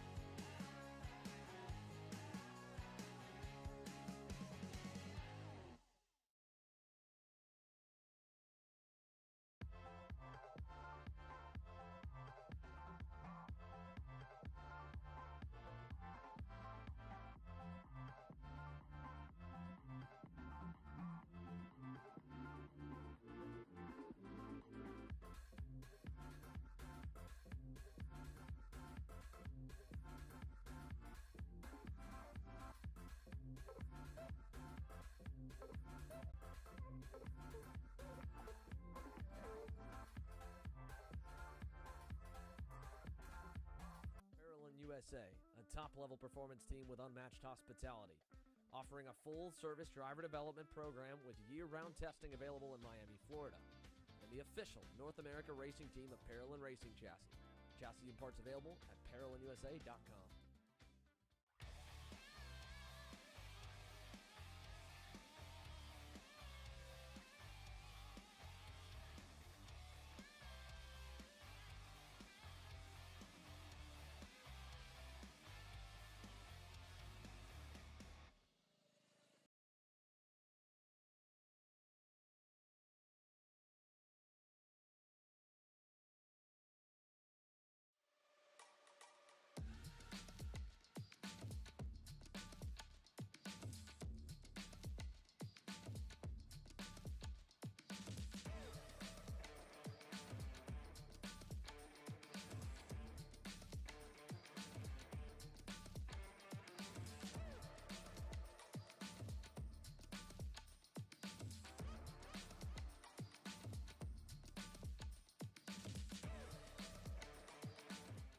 I'm David Sr, 18-time Australian karting champion, and we're launching Kart Class.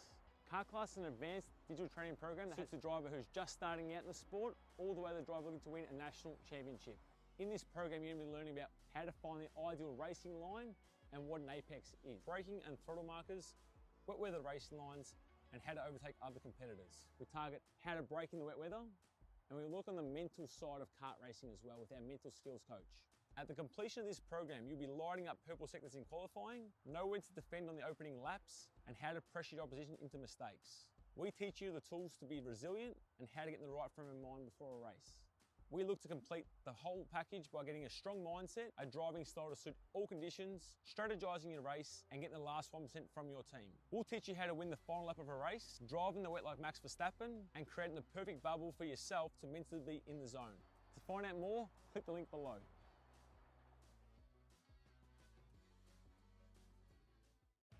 Kart Store USA is a kart parts supplier that racers and retailers can count on when they need reliable advice and service. We focus on servicing all racers with honesty and pride while maintaining customer satisfaction. We carry a full stock of Kart Republic and Tony Kart chassis, as well as IAMI and Vortex Rock engines. We've also got a host of other parts available and in stock, such as products from Rev Performance Materials, Jekko Racing Seats, and more. We have a 100% satisfaction guarantee. And on top of that, if your order exceeds $200, shipping is on us. Check out all we have to offer today by visiting us online at kartstore-usa.com. As the Western importer of the Praga and Formula K chassis brands, Leading Edge Motorsports is a high-performance kart shop and race team with a simple mission: teach others the joy of high-performance driving, supply our customers with the highest quality products and services, most of all, win races. With our remarkable racing inventory, expert services, and top-ranked national-level team to back it up, we'll help to get your new kart racing package up and running fast. From arrive and drive service to kart preparation and driver coaching to the parts you need to get you back on the racetrack, Leading Edge Motorsports is the industry answer.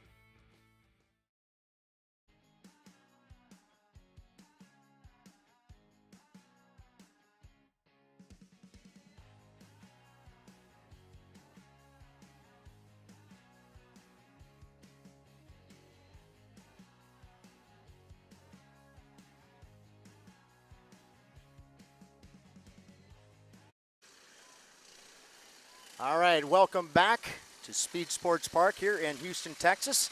It's round number 2 of the TSRS Sprint Series here.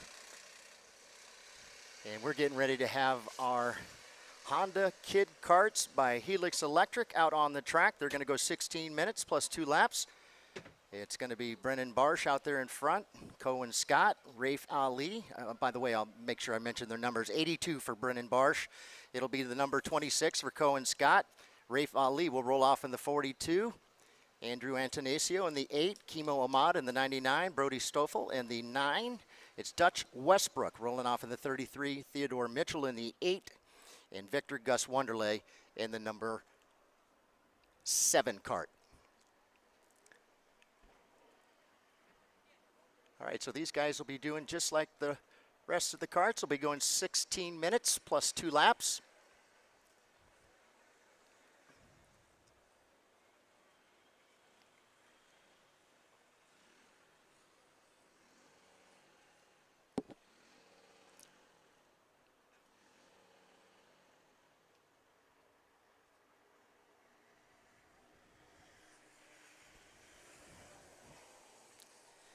If you really wanted to figure out whether or not these kids are any good, watch them and then come over and watch our folks over here on the Arrive and Drive.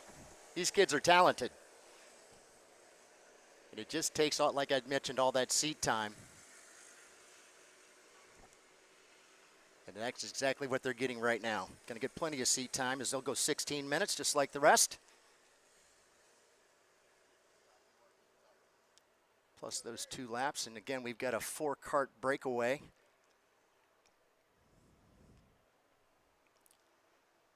do believe that last time past the scoring and timing loop, it was Dutch Westbrook up there in the number 33. Kimo Ahmad in that second position, Brody Stoffel in third, Theodore Mitchell ended up in the fourth position. Those four have broken away from our fifth place driver of Brennan Barsh.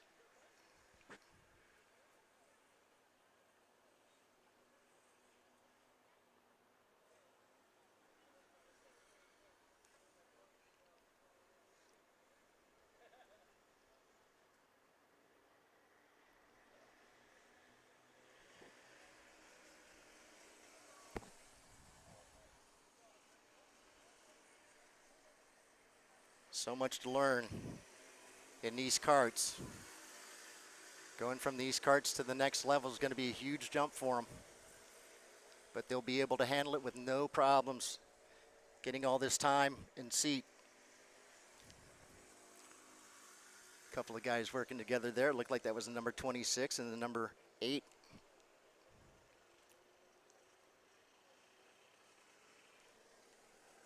Still Westbrook, Ahmad, Theodore Mitchell, your purple lap the last time, a 120.119. Theodore right there in that third position.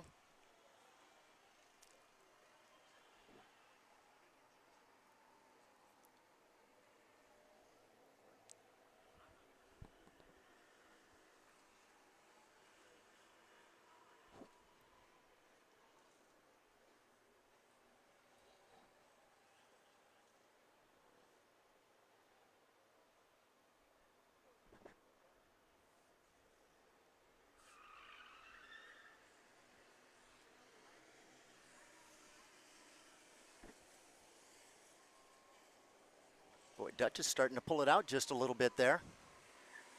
As I say that, Ahmad has gotten right back there onto his back bump. Kimo's been really, really fast as well.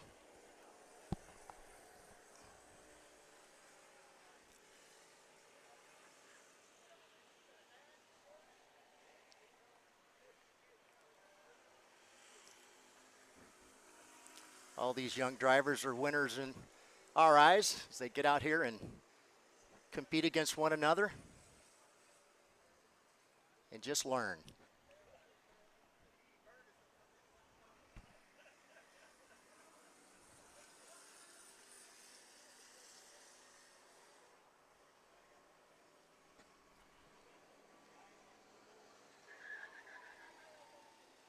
Brody Stoffel was the fastest one that last time by. His purple lap, a 118.596 to the 118.8 of your leader right now, Dutch Westbrook. Perhaps somebody can dive down to the inside, look to maybe make a pass there. Gentleman in second said, no, you're not.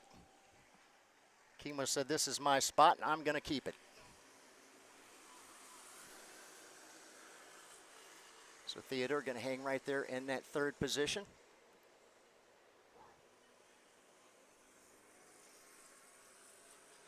What has happened, though, is that they have somewhat dropped now the fourth position kart. He's back now about 2 seconds behind the third place driver.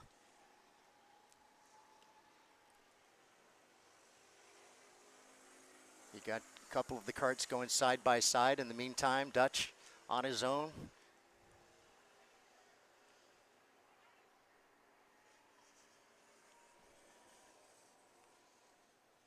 I believe that was Theodore Mitchell getting around Ahmad.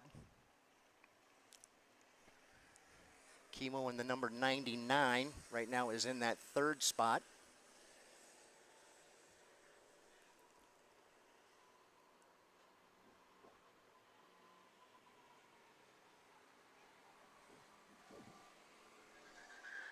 Who was that? Was that Theodore there was maybe a little bit aggressive coming out of that particular turn, got a little high. It's going to allow Kimo Ahmad to get back around him and drop into that second position. Exactly what happened there. Went just a little high coming out of that turn, and Kimo was able to get back around him. Now Kimo in second.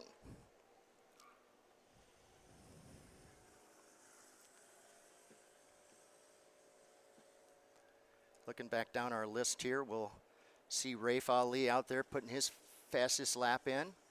Andrew Antanasio as well. Cohen Scott, his best time so far, and Brennan Barsh as well. So they continue to put down faster times as they continue to put in more time in the seat.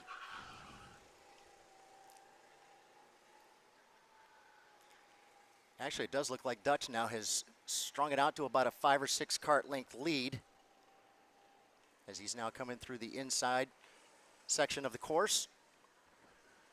Go down through the quick little chicane here and then another nice little 180 and head back towards the facilities here at SpeedSportz. Little quick little short shoot down here to turn number 13. And then they'll make this long sweeper here through 14 and 15 and once again back onto the front stretch once again.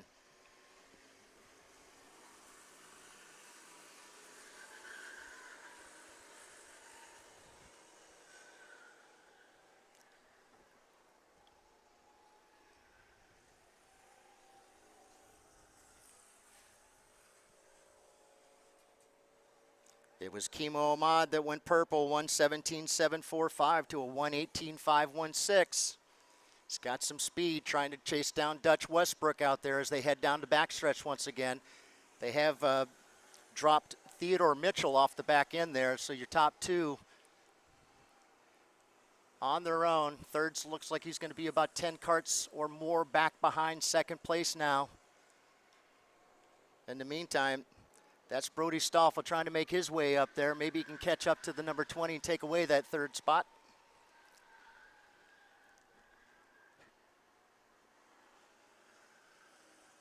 But Dutch has been perfect throughout the race so far, putting his cart exactly where it needs to be. Now it looks like Chemo's going to come up there and maybe show him a bumper too. Thought better of it. Oh. Looked like Dutch had gone a little wide there, was able to maintain it. But it did allow the 99 of Chemo to come right up to him.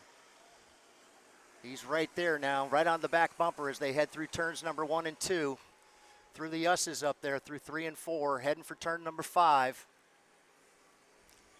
Once again, they'll hit that back stretch with that long run down. Your third place driver now has been dropped back to about 6.8 seconds.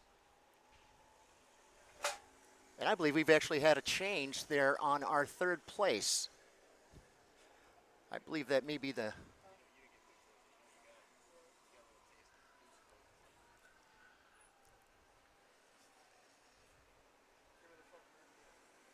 Wait for them to come back around, so I'm absolutely sure. But I'm almost positive that the Brody had gotten back around.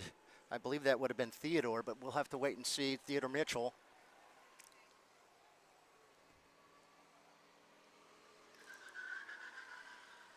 Our kids up in the front running around, passing one of the carts as they come through the infield section.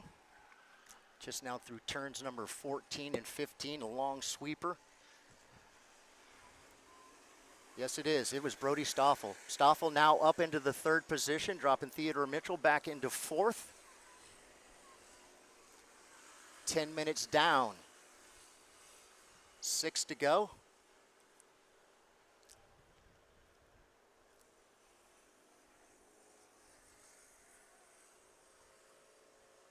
One of the drivers going by, picking up a flag there at the start finish.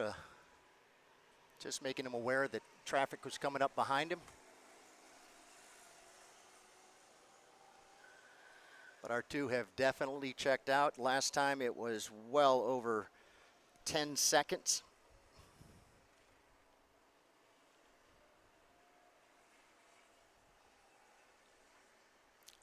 Not really sure what had happened there with Theodore Mitchell. He was really running really strong up there amongst the top three. Tried passing and wasn't quite able to make the pass.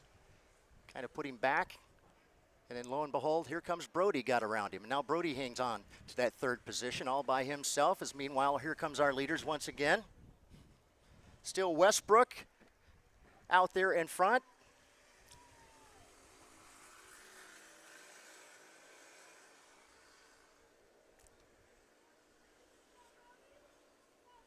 3/10 of a second right there between the two.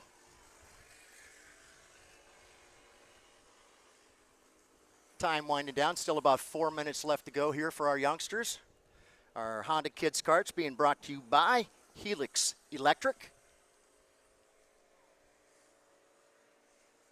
And again, it looks like Chemo's got a pretty good run here on Dutch as they head down towards turn number 6. Don't think he's going to be able to do anything right now, but nonetheless showing he's got good speed coming down that backstretch. If he's up close enough to Dutch, may be able to draft him down and perhaps put a move on him.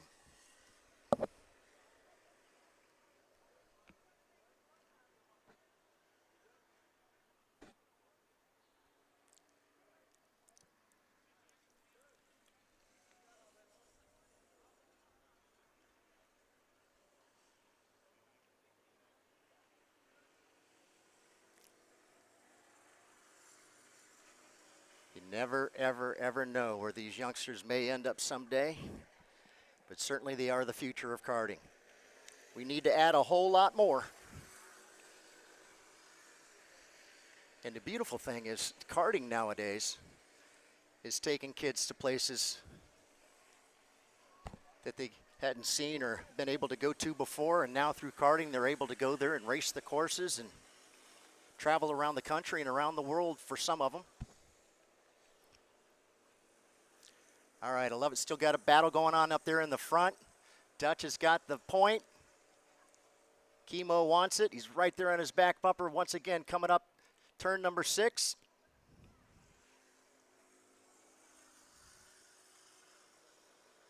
Dutch is just being extremely consistent. Just putting that kart exactly where it wants to be.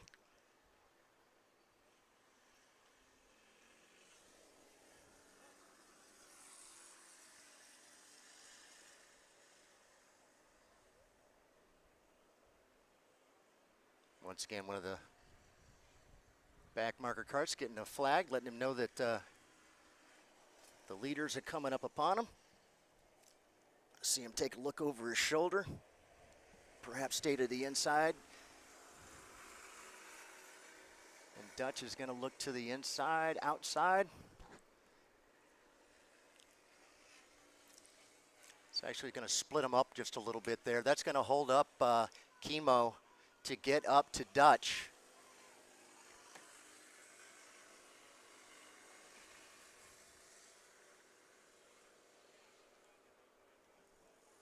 Thinking at this spot, he's probably not aware that that's actually the lead drivers there in front of him. Otherwise, he probably would have gone ahead and pulled over and allowed the leader to go by. Things they will learn. In the meantime, though, Dutch has said, you go ahead and play back there. I'm out of here.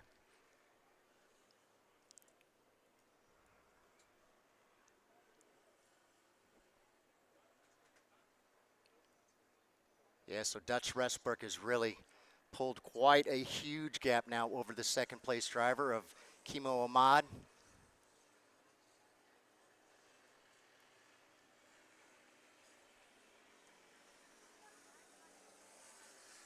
I think Chemo's going to have a good run here into turn 13, able to get around that kart.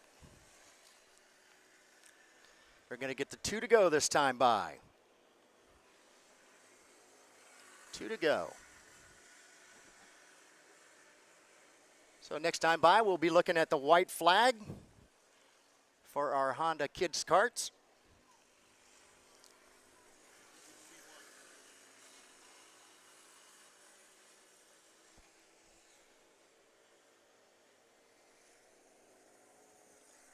Right now, our leader's just getting ready to come into turn number 6. He's going to come up on one of the karts in the back there. That's Dutch just getting around that particular kart. Good move there. No problem as Dutch comes through the infield part of the track.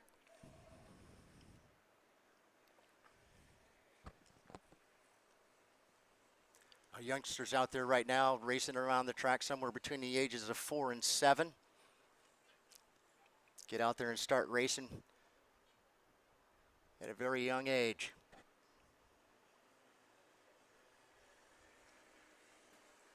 Again, Chemo able to get around that cart right there. Our leader, Dutch Westbrook, going to come around here, look up and see the white flag, knows he's got one more time. Your second place driver just now coming through turn 15, the number 99, Kimo Ahmad.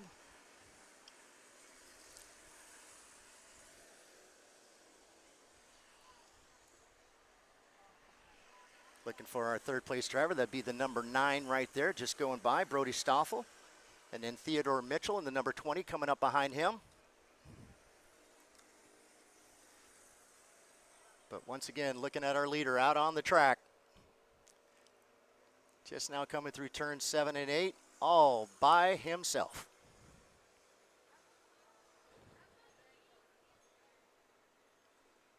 Couple of quick little right-handers now. Once again, they'll head down towards the quick little chicane here.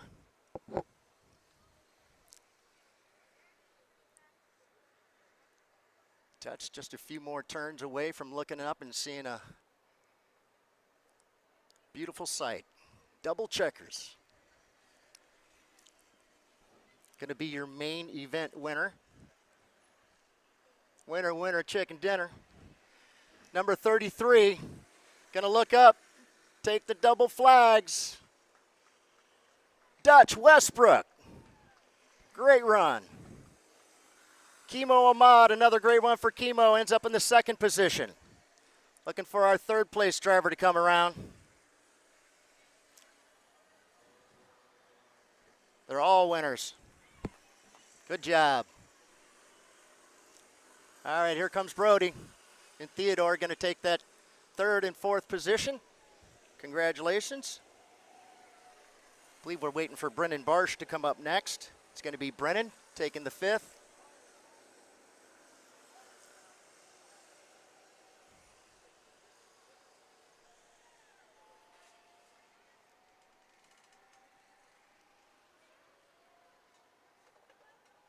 So, wow, congratulations.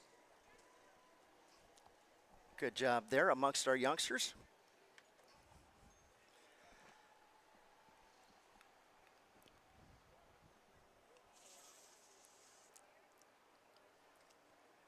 Yeah, we always need to keep in mind the future of our sport is certainly the youngsters. So anybody knows some folks who want to come out and teach their kid how to race, bring them on out. Love to have them. All right, what we're going to do is go ahead and take a quick break here, pay some bills, come back to TSRS here in SpeedSportz in Houston, Texas. This is Kart Chaser Live. Odenthal Racing Products, your #1 producer in engine mounts since 1992, along with our leading-edge designs and product development, such as the Odenthal Racing Products EasyGP camera mount, which comes in 4 different styles and can be used on any karting platform. See our products online. Go to odenthalracing.com. I'm Billy Vincent, owner of MPG Motorsports. What we do at MPG is we try to keep it a nice, fun family atmosphere, try to combine sort of the bigger things and of the bigger teams and the professionalism down with sort of some of the fun, sort of family-oriented atmosphere. We try to not only develop drivers, but also the parents and the families for just the knowledge in general in motorsports. It all starts in karting. What we try to do is try to help the drivers, the moms, the dads understand the sport of motorsports in general, not just karting, but what it takes to get all the way up through. Whether you end up wanting to be a driver or a mechanic or an engineer, you know, we can help you with that, and that's what we're here for. If you're interested in joining us at MPG, our home base is at Whiteland Raceway Park in Indianapolis, and you can contact us at info@willpowerkart.com. And one of our great people will reach out to you, and we'll try to put the best program together.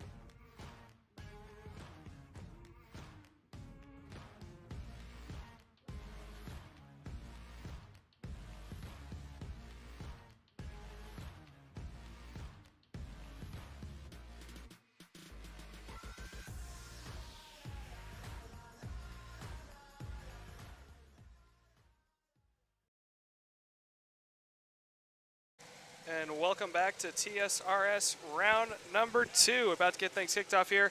One of the biggest classes is the 206 seniors about to start for their main event. You can hear them now rolling out onto track after coming off from grid. Starting order goes as follow once my race monitor updates.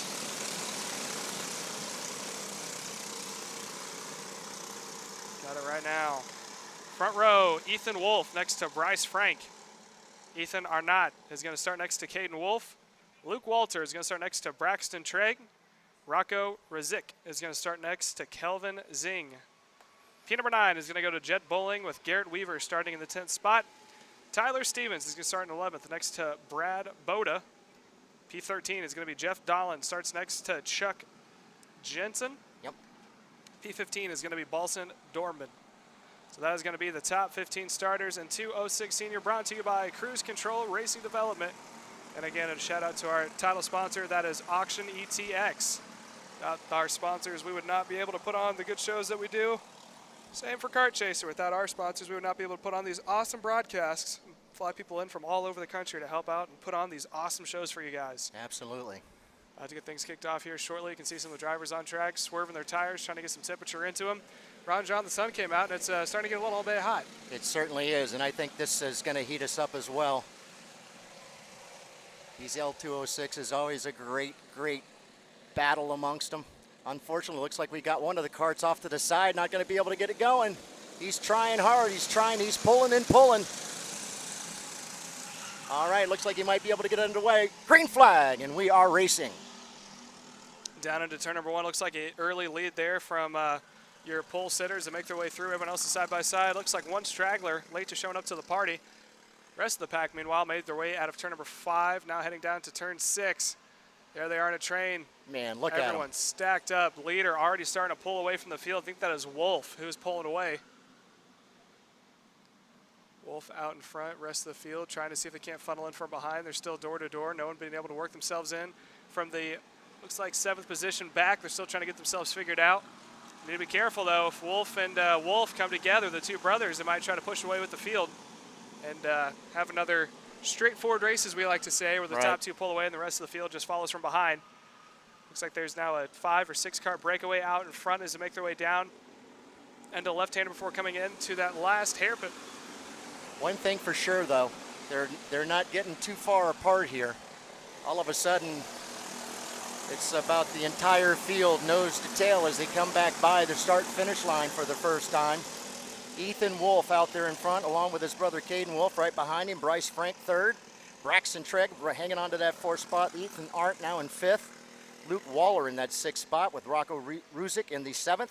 Jet Bowling right now in 8th. Tyler Stevens in 9th. And Kelvin Zing right now in that 10th spot. So again, just getting a first lap down. Going to go 16 minutes plus 2 laps. Looking out on the track now, is looks like the top 7 are trying to make a little bit of a gap back to the 8th position. If those guys continue to battle there. Somebody catching a corner there coming through the chicane. Got that cart up in the air. But once again, here comes your leaders. Down through this long sweeper. Looks like Braxton Trigg going to go to the inside. Yes, Braxton now putting his hand on his back of his helmet saying, come on, let's push up. He gets around Bryce Frank. Bryce now back into 4th. Still the Wolf brothers out in front. Ethan and Caden. Braxton Trigg now up into the 3rd spot. Still Bryce Frank in 4th. And Ethan Arndt still hangs on to that 5th position. Again, racing down the backstretch here. Into turn number 6.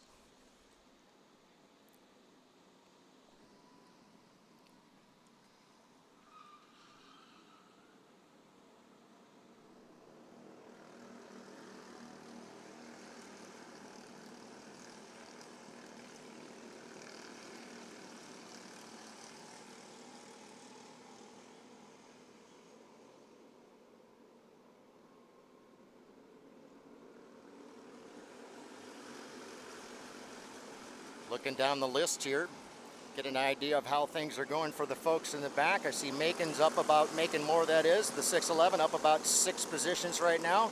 5 spots up for Samuel Jung, the 655, now in that 16th position. It's been a 3-spot move for Jeff Dolian. Dolian right now in the 631 in 10th.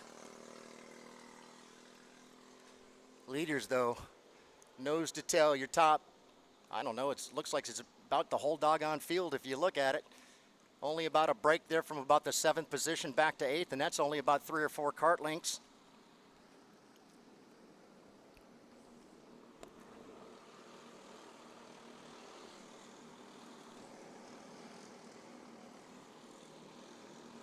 Looks like it's going to be Braxton Treg going to go to the inside. And now Braxton up into that 2nd position. Once again, reaching up and tapping that helmet and say, come on, let's do this.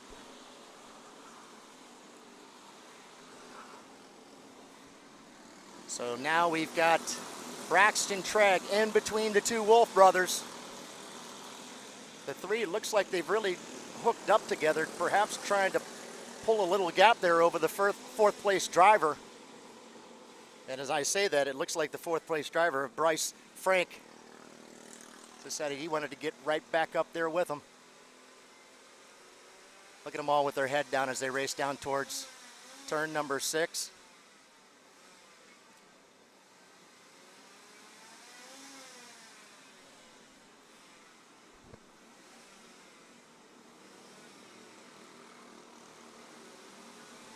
Now, of course, those guys are probably back from about 6th on back, or hoping that the folks up front will continue to battle one another. The more passing those folks up in the front can continue to do, the more likely those folks back behind them will be able to get up there and compete in this pack with them.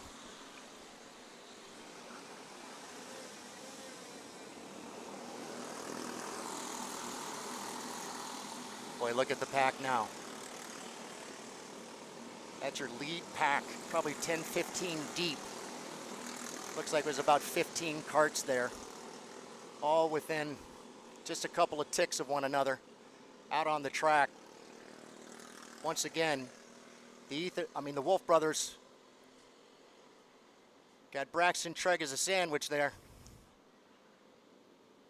But our 4th place driver has now made his way right there onto the back bumper. That's Bryce Frank. Luke Waller right there in the 5th spot. Ethan Arndt in 6th.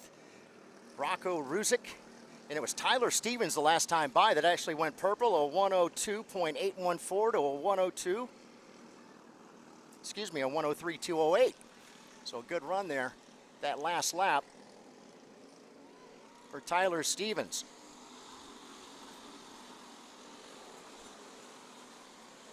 All right, they're getting a yellow flag right here coming through turns number 15. Don't really see anything up ahead, but nonetheless, perhaps there's a kart off to the side here that, yes, there is. A kart off to the side here. It looks like that is going to be the 624. The 624.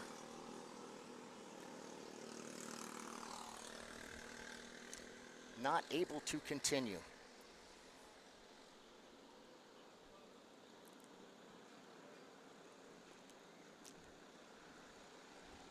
All right, that is our lead pack right there. Ethan Wolf still right there on the point. Looks like we're going to have possibly a change for that 3rd position if he's able to maintain it. Still there to the outside, not necessarily the best position to be in as they make this run down here to turn number 13. 3 wide, going to 13, side by side. Wow. In the meantime, another kart dives to the inside as well, trying to become a part of it, and it allows the top 2 already to gap them by about 0.3 of a second as they come back by the start-finish line.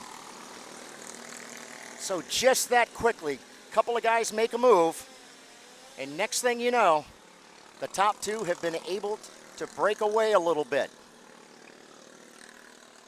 So now it's Ethan Wolf and Braxton Treg. But look at that herd right back behind them. I still see guys tapping their helmet back behind saying, come on, just get in line, let's go. Let's push us up. Does look like perhaps the third, fourth, fifth, and sixth place drivers may be doing just that, trying to get back nose to tail and push one another up. As Ethan and Braxton continue out in front, nose to tail as they come through the sweeper here in turns 14 and 15. 605 of Tyler Stevens once again goes purple. Excuse me, had gone purple, but he did make a move. He's up 7 positions now into fourth. So a great move so far for Tyler Stevens. But it's still Ethan Wolf. Braxton letting him know he's there, drafting down the backstretch, heading into turn number 6. Backs up enough just to let him go through turns 7 and 8.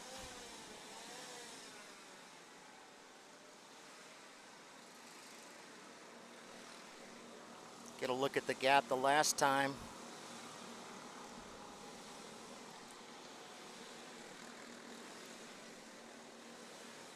Have to see as they come by this time. But we've got more racing going on right behind them. Again, 2, 3 wide, 2 wide as they go into turn number 14 and 15, the sweepers. I tell you what, these back markers are starting slowly but surely to make their way back up there. Although it does look like Braxton and Ethan are working together to try to maintain that gap so they can battle for that top spot by themselves. Boy, you got a good run on him again. Able to give him a good push all the way up towards turn number 6 here. Talked a lot about 6, seems to be a great passing zone. Now through 7 and 8. Looks like that gap is definitely closing. Look out there, it's probably about, I would say about 8 to 10 carts maybe. But Braxton and Ethan Wolf, Braxton Tregg and Ethan Wolf, Ethan on the point, Braxton right there behind him. That blue visor, can't miss it with that red helmet.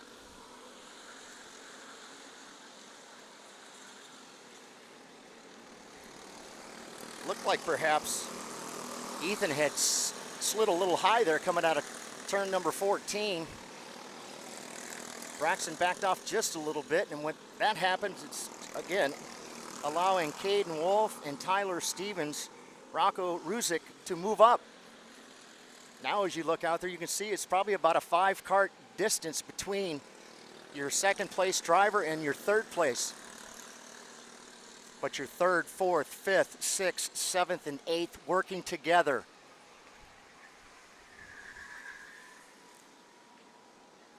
And by doing so, they have made their way all the way back up onto the bumpers of the front 2. Now we have a battle going on for the lead. Probably a good 12 carts right up here in the front. Let's see here, 2, 4, 6, 8, 10. 10 carts in the pack.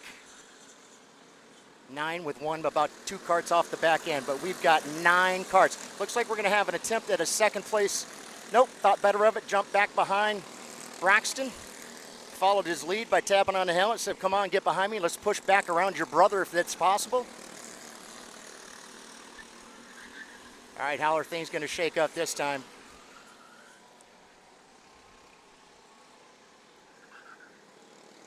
Every one of them looks absolutely ready to start the chaos. There we go. There's the first little bap. Oops. There's one being pushed back to the back. In the meantime, again, top 4 got a little bit of a gap to the 5th spot.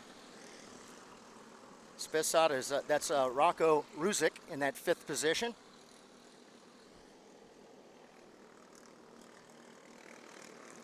Jeff Dolian. How about Jeff up in, now he is in that 6th position, up 7 positions. Good run so far. All right, here we go. Still.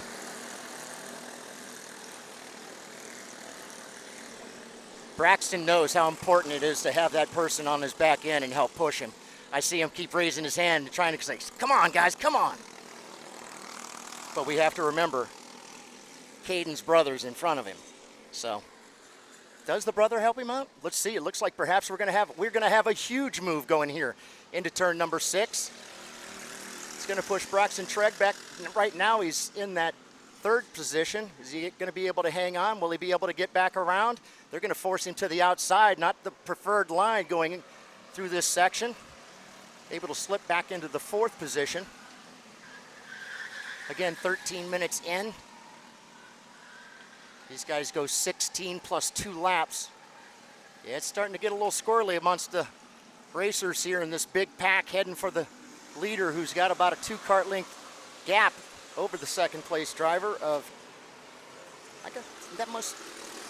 that's the 605. Lo and behold, that's Tyler Stevens. What a run for Tyler Stevens, up 9 positions, all the way up into that second spot now. Caden Wolf still in third. Braxton Treg in that 4th spot. Jeff Dolian in the 5th position. Kelvin Zing. Kelvin now up in 6th. Bryce Frank in the 7th spot. Luke Waller right now in 8th. Mickey Boland in the 9th position, and Rocco Ruzic. Rocco obviously had an issue there, dropped down, and Mickey Boland now up 10 spots to the 9th spot.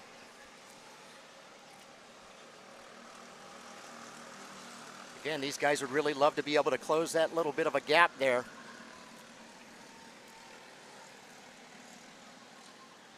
Looks like we once again had perhaps a move for position.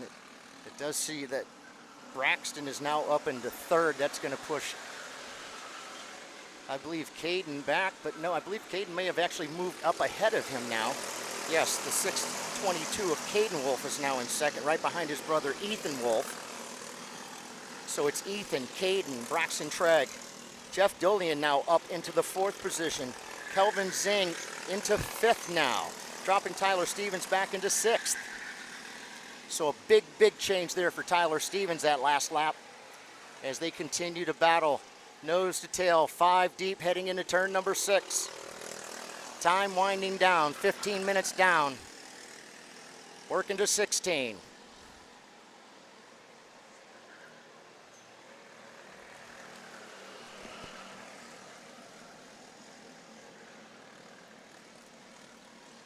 Pretty much going to be a toss-up here. Who's going to be able to end up in that front position, because there's going to be a lot of battling going on, and already it started back behind them. Got a cart to the inside. Looks like the inside lane on this particular turn is going to push him way out wide and allow the other carts to go back around him. In the meantime, Braxton's still begging somebody to get up onto the back end of that bumper and help push him up there to battle against the Wolf brothers, as both Ethan and Caden out there in front.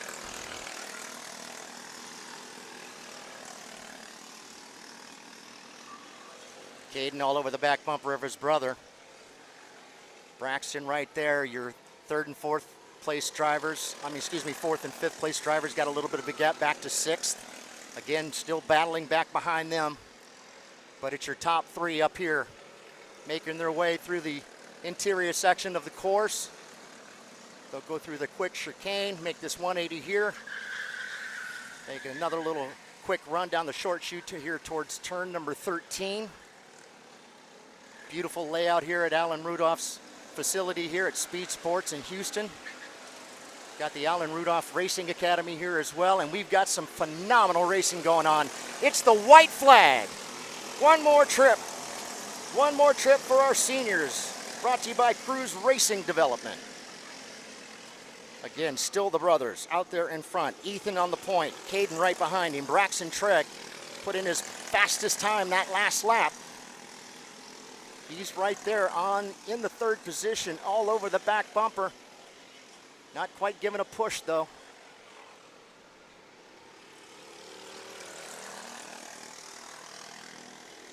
This is the battle right here. White flag is out.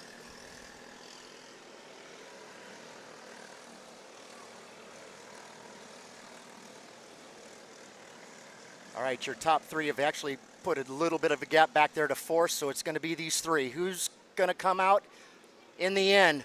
And meanwhile, it looks like Caden says, hey, Ethan, pull over. I'm coming through. Brother goes right around his other brother. They bang against one another, side by side, and Braxton Treg goes wide. Is he going to be able to hang on? It's going to be a drag race. All the way down to the start. Bam! Who took it?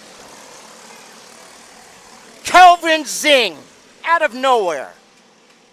Kelvin Zing, Braxton Trigg, Bryce Frank, Caden Wolf, and Ethan Wolf end up in 4 and 5. 6th position goes to Rocco Ruzick.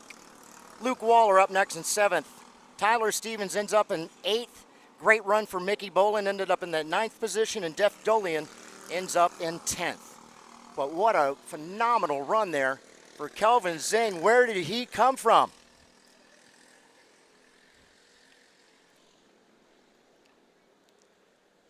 That's what it's all about right there. Very, very good race there. Congratulations to the guys. And again, thanks to our 206 seniors, brought to you by Cruise Racing Development. We're going to quickly take another quick break here, and we'll be right back. It's TSRS right here at Houston Raceway, and we are ready to come back with some more live racing right after this.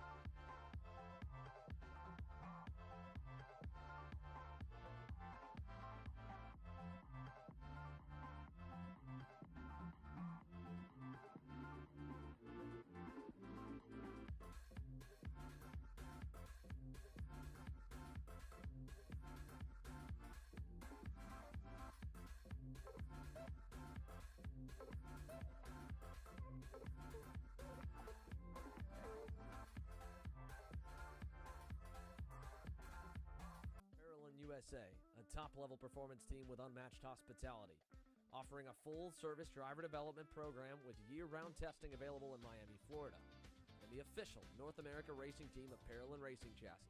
Chassis and parts available at ParolinUSA.com.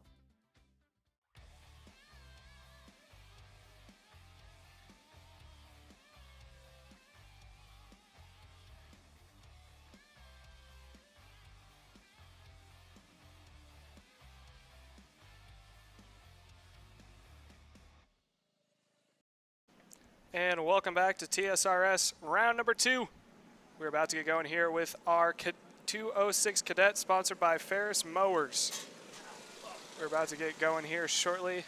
Your front row is Jackson Young next to Keelan Harvick. Derek Wargo next to Tyrone Comper Jr. Ashton Wyatt starts next to Robert Ardrana. They are now coming down to the start-finish straight again. First set of cones is the acceleration cones. Green flag is out, and we are rolling right now. Leaders making the way into turn number 1, trying to get themselves sorted out as they go through turns 3 and 4, followed by number 5. Look at him going 3 wide. 3 wide already. Wow. Look out, shot out of a cannon. There goes Keelan Harvick, got pushed back to P3. Now trying to see if he can't run down. If I'm not mistaken, I believe that is Jackson Young and Derek Wargo out in front 1 and 2. Making the way in turn number 6, rest of the field falling from behind. Need to make sure that there's not a 2-car breakaway, because then the field might get spread out. But Keelan Harvick full sent it through that second hairpin, I should say, and now he has closed up the gap to about 2 kart lengths through the double right-handers. I think we're about to see a 3-kart battle for the lead as they make their way through the chicane. Now making their way into that tight hairpin. Just out of this hairpin, you get a nice little straight. 206s is always known for being a drafting class. Everyone's going to be tucking into line, hoping they can stay in the toe. Through the quick kink of the left-hander through that final hairpin of turn 15, followed by 16, a little dog leg to the right. Now that final hairpin coming down through the dog leg. Lap number 1 in the books. Again, these are 16-minute features plus 2 laps. So we are 1 minute in so far. So we got 15 more minutes, roughly about 17 more laps racing to go. Jackson Young leads Wargo over Keelan Harvick in P3. But right now, it's a 2-kart breakaway of Young and Wargo out in front, heading down into turn number 6, Ron John. Yeah, Derek got a great jump there on the start, able to move his way up into that second position. As I say that, there goes Keelan Harvick. Dive bomb to the inside, got around Derek, going to push Derek back one. In the meantime, that's going to allow the 4th place driver to get up there and be a part of those top 3. And I say that, and once again, Derek Wargo dives back down to the inside. Don't think he's going to be able to hang on. Keelan's right there. They're going to come down side by side, heading into turn number 13. Keelan's got the inside move on that, but Derek's got the inside coming into turn number 14 and 15. Already now, our leader's got just a little bit of a gap. That's Jackson Young. It's about 6/10. Harvick next, Wargo, Kemper Jr., Davis, Henry on the move, up 4 positions into that 5th spot. Went purple. Purple for Davis in kart number 214. Boy, look at Jackson Young. Got his head down all the way down that backstretch. Trying to give a little bit of a gap back to those other 4 right behind him. Well, we saw it yesterday. Perhaps when we saw it earlier, hopefully we'll continue to see it throughout the day. The battle's going on amongst these 3. Yeah, I think it may be more than 3 because right now there appears to be 5 up in the top mix. That is Young, Harvick, Wargo, Kemper Jr., Henry rounding out the top 5. Henry went purple last lap, means it's the fastest one on track. 1 and 2, Young, Harvick, but there's equal spacing between 1 through 5, making the way through the hairpin. Well, I say that, it looks like Davis Henry may be trailing by just a little bit. He's still within the tow, but he can watch the top 4 going back and forth. Tell you what, Tyrone Kemper Jr.'s had a good weekend. Both classes in Micro Mini and then 206 Cadet. He has been on it, up in the mix in the top 5. Had a fantastic run there when it came time for the Mini. Side by side, door to door, Young and Harvick. Harvick's got the inside, Young on the outside, making their way down the backstretch. Who's going to have it into turn 6? Is Young going to be able to roll the outside line? Harvick gets on the brakes a little bit later, takes a spot away, and Young's going to get shuffled back. 4th, 3 wide now. Is Young going to go to P5? Goes all the way down through the field. I think he's going to settle in for P3. Right now there's a break. Top 2 starting to pull away. That is Harvick and Wargo, 1 and 2. Rest of the field, 3, 4, and 5 is Young, Kemper Jr., into Henry now. It's a little bit of shake up in the field. We've still got plenty of racing yet to come. We're only 4 minutes in right now of 16, so about 12 minutes until we see the 2 to go. There's 1 and 2 on the top of your screen. That is Young and Harvick. Those 2 are in a good situation right now. They got about 7 to 8 karts of distance between themselves and Kemper Jr., who's now running in P3. So if those 2 stay nose to tail, they might be able to work their way up through the field and pull away from the rest of them there, Ron John. Yeah, and both Tyrone Kemper Jr. and Derek Wargo, a couple of racers from New Orleans, very familiar with one another, been racing against one another for a while. So we'll see how things shake out with that. Right now, though, Derek is all over and help pushing Keelan Harvick down into turn number 6. In the meantime, Tyrone Kemper Jr. right there in the Burrell Art kart, getting a little bumping and banging on the back bumper there by Davis Henry. I believe that might have been Jackson Young that actually ended up dropping all the way back into the 5th position. Just goes to show you, when shuffling goes on, you open the door, there's liable to be about 4 or 5 other karts going to be coming along with them. Right now our top 2 are continuing to try to work together. Maybe put just a much bigger gap between the 2nd and 3rd place drivers. Let's see it as they go back by the start finish line. It's about a 1.3 second difference from Wargo back to Kemper Jr. Still Keelan Harvick out in front. Derek in the number 2 kart all over the back bumper. Here comes the rest of the gang chasing right behind him. Yeah, they're trying to keep up with the top 2, starting to pull away. Harvick and Wargo nose to tail 1 and 2. There's a good shot of them coming into view. Then there's the 3-pack battle for the 3rd position. Tyrone Kemper Jr. leading the way over Henry and Young, making their way down into that far side hairpin. Almost went 3 wide there for a second. That's the battle for 3rd. Appears that Kemper Jr. is going to hold on to it for the moment. Rest of the field still go nose to tail. Actually, I think Kemper Jr. lost 1 spot. Making their way down into the inside parts of the track through that final hairpin. I was wrong. Kipper Jr. is in P number 3. Yeah, he's still in he 3. is leading that second train. That was 3 carts, and now it's a 1, 2, 3, 4, 5, 6, 7, almost 8 cart battle for that third position. That is Kipper Jr., Henry, Jackson Young, Paxton Dyson, someone saw earlier today, Ashton Wyatt, Brentley Westfall, Thomas Smith, Robert Arnada, and Tristan Young, all in that train in the battle for P3. And then there's a good gap. See the leaders out in front. Then you can see the rest of the train. Oh, late send in the back of the field. That may have been Braden Westfall. Tried to get on the brakes extremely late, and they're all going to fan out as they make their way through that double right-hander. Somehow get back to single file. They went 3 or 4 wide, 3 deep, and then decided to go back to being in a train again. So, hey, if it works, it works. Good Almost stuff. to halfway. We're at 7 minutes, about 1 more minute to halfway. I think you've got that pass there now. I do believe now Tyrone Jr. has dropped back one. And I believe that might be Jackson Young.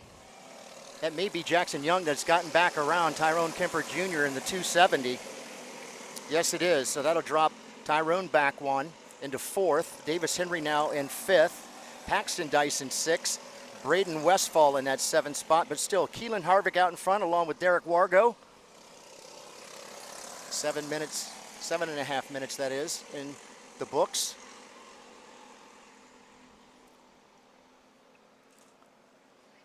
Top 2 drivers out there in front, not even halfway just yet.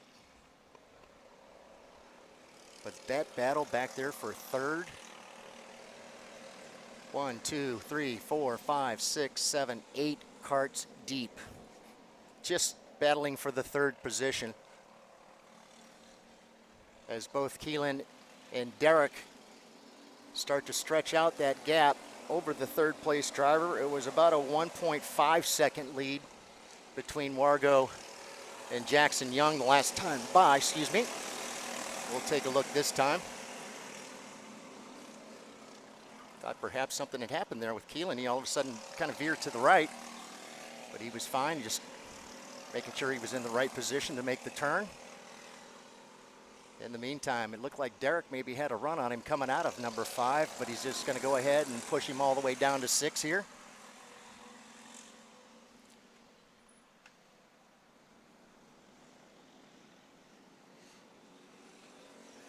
Caleb, that battle still continues, though, for that 3rd spot. Yeah, they're all heating up there, trying to see if they can't get their nose into the podium. Again, top 2, they haven't really taken off from the field. It's kind of stagnated where they're at. They're holding at about a 1.5 second advantage over 3rd placement of now, which is Jackson Young. Before, it was Tyrone Kemper Jr. But those guys, if they just settle down a little bit more and they wait for the top 2 to start passing each other back and forth, they can find themselves being up in the mix for a potential for the top 2. Meanwhile, leaders making their way onto the front stretch one more time.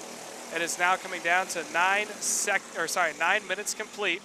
The gap has dropped between Derek Wargo and Jackson Young. That is from 2nd to 3rd. It went from 1.5 to 0.96. So the gap continues to close. Leaders making their way on the backstretch, and you can slowly see the gap. Jackson Young leading that train, followed by Tyrone Kemper Jr., Davis Henry, and Paxton Young, all trying to see if they can't get their way up to that top 2. The gap is coming down. They just got to play it smart. No one can pass here. You got to stay single file, work each other in the draft, wait for the first 2 to either make a mistake or either start racing with each other. Once that happens, then you'll find yourself right there. All they need is 1 or 2 mistakes or passes, and they could easily find themselves in the battle for the lead. Leaders making their way to the hairpin. They're also playing this extremely smart, both Harvick and Wargo. They're staying nose to tail. No one's trying to pass. There's not a lot of defending going on. A little too early for that. We've got 10 minutes complete, so we got 6 more until we get 2 to go. Now is not the time to do that if you're the top 2. You got to play it smart and go basically single file, stay in the tow. This time by, the gap was at 0.90, and it's gone up. It is at 1.91. So they've settled down. They've opened up that gap back up. Jackson Young, Kemper Jr., Henry, and Dyson all have to see if they can't stay single file, go nose to tail, and try to crank down that gap just a little bit more. Wondering whether or not Derek's going to be patient here. Obviously, he tried to move on Keelan yesterday, didn't quite shake out the way he wanted it to. But these guys have been nose to tail, just about the drop of the flag here. I do see Jackson Young starting to make up just a little bit of ground there. along with, I believe that's Tyrone Kemper Jr., remains still in that 4th position. Yeah, Tyrone still there in the 4th, but still Keelan Harvick, Derek Wargo, your top 2. And again, it does look like Jackson Young and Tyrone Kemper Jr. are working together. About a 1.3 second difference now between that 2nd and 3rd place driver. So it did spread out just a tad. You can see that big pack that was back there racing for that 2nd position on back is now reduced to about 3 karts, make it 5. Looks like, well, as I say that, I thought perhaps he was going to be able to race all the way up onto the back end of that 5th place position. Nope, still about 3 or 4 kart lengths back behind. 12 minutes down, 4 to go. Still Harvick in front, Wargo, Young, Kemper Jr., and Paxton Dyson. That's your top 5. Leaders making the way into the final couple of corners. Again, we are ever so slightly edging down to that 16-minute mark. We're now at 12 minutes and 30-some seconds. Leaders coming by to complete one more lap. They make their way down into turn number 1, nose to tail. Harvick and Wargo out in front. Rest of the field, they have lost just a little bit more time.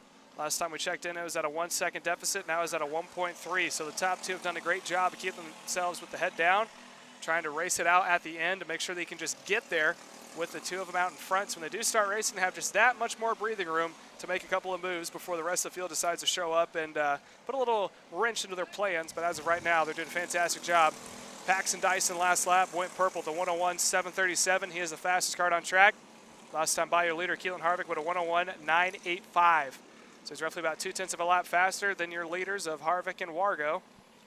Through that far side hairpin, it looks like the gap may be starting to drop a little bit more. I'm curious if it's down to about a 0.9 or maybe a 1 second gap.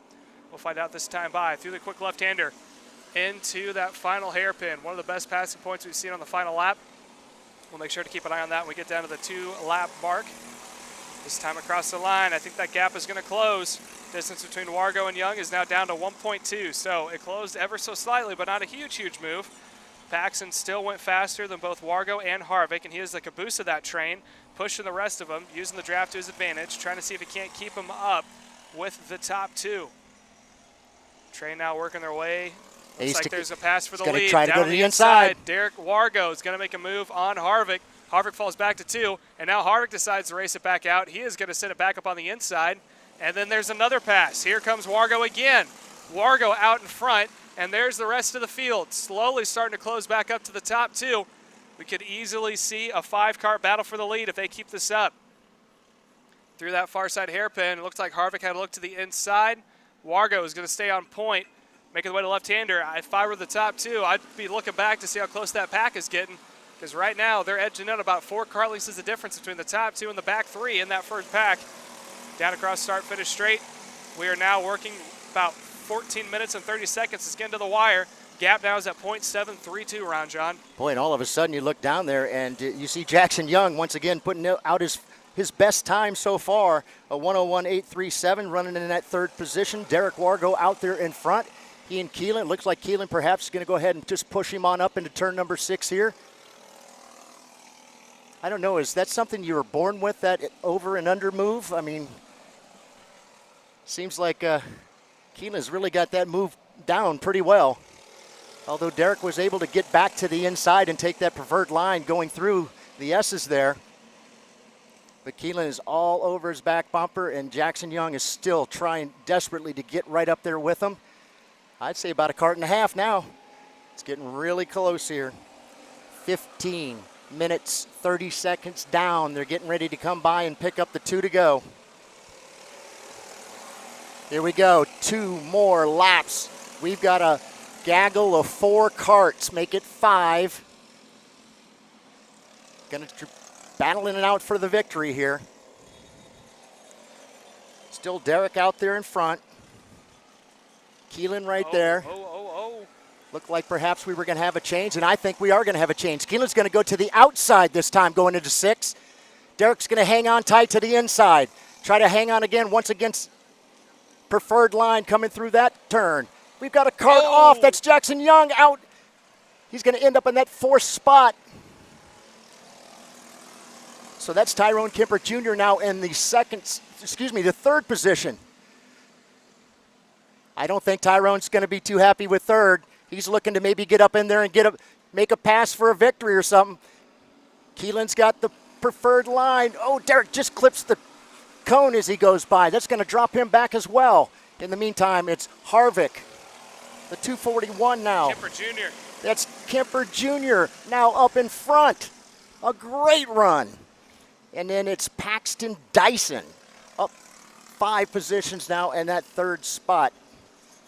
Yeah, they're making the way down the backstretch for the final time. White flag is out. There's Harvick, had a look over the shoulder. Tyrone Kemper Jr. all over the back bumper. Harvick goes low, trying to see if he can't send it to defend. Kemper Jr. is going to stay on his back bumper. Coming out of the hairpin, set up for the 2nd. Kemper Jr. had to look to the inside, decided to stay where he is. Keep an eye on the 3rd placement of Paxton Dyson. Had it taken away in mini, and now he is trying to see if he can't get it back. And 206 Cadet through the double right-hander for the final time. Coming up on the final chicane before that quick hairpin. Harvick looked over his shoulder, goes low. Kemper Jr. maybe trying for a crossover. He's in the toe, he's got a little run. Harvick is going to go to the inside to defend. He's looking right, looking left, goes on a racing line. Kemper Jr. on the back bumper. Kemper sets it up high. Harvick goes on the inside. Kemper goes to the outside line. They are side by side. Harvick's got the inside. Kemper's got the outside. Who's going to get the line? It is Harvick. Wow. Harvick outruns Tyrone Kemper Jr. with Paxton Dyson also right there to make it almost a 3-wide finish at the end. How about that for your 206 Cadet? Sponsored by Ferris Mowers. So we just read off the top 3. 4th place goes to Davis Henry. 5th place to Braden Westfall. 6th place to Derek Wargo. 7th goes to Robert Arnada.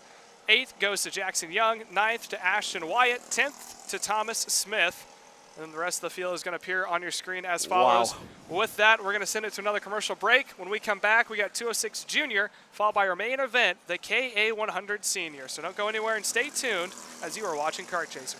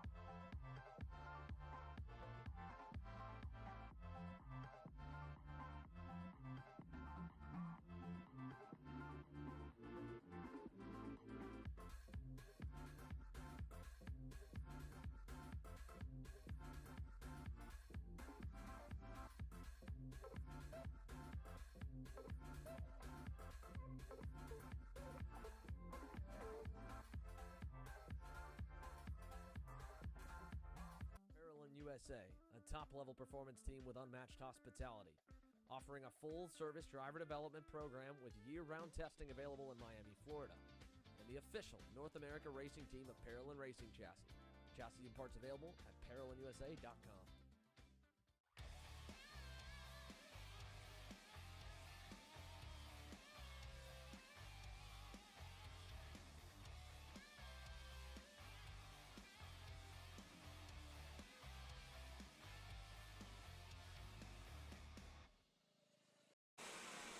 All right, welcome back, everyone. Kart Chaser here. We are live at TSRS, race number 2. It's the spring roundup in the Texas Sprint Racing Series. We're here in SpeedSportz in Houston, just getting ready to see our juniors. Brought to you by Seville Electric. Take the green flag, and we are racing. Once again, we'll go 16 minutes plus 2 laps. It was Sawyer Roussel on the pole with Reagan Seville on the outside. Again, we're underway. Green flag has dropped.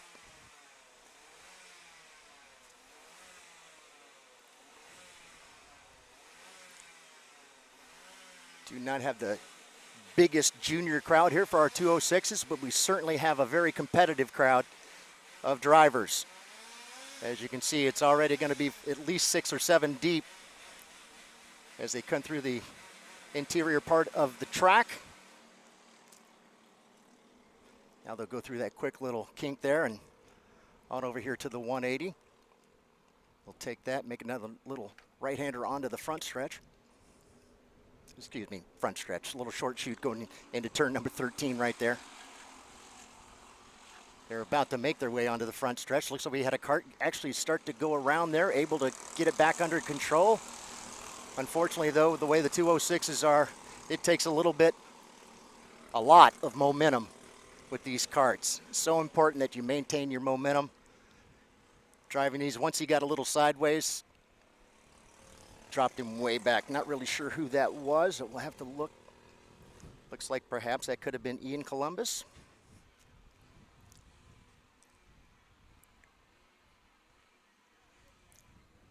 All right, your leader, Sawyer Roussel. Preston Pico now up into that second position with Reagan Seville, dropped back into third. Shelby Ramirez, that is, in the fourth spot. Alfred Alvarez del Castillo in the fifth. Jacob Pollock up 4 positions right now in the sixth spot. Michaela Bradley in seventh. Ian Columbus, eighth. Jensen Harrell in the ninth position. And Joseph McCrit right now rolls in 10th. Again, not the way it was the last race for Sawyer, where he was able to jump out there in front and gap the field, end up taking the victory. This time he's definitely got some folks hanging on to his back end. That's Preston Pico in that second spot. Reagan Seville goes purple, a 104.467 to a 104.863. So 0.4 faster there that last time by than the leader, Reagan Seville in the 419.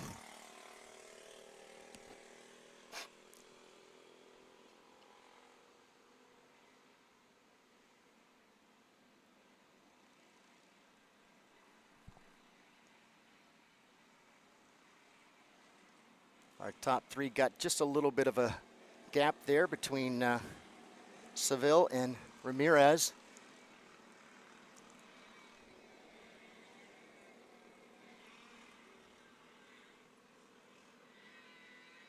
All right, here comes your leaders once again, heading down towards turn number 13.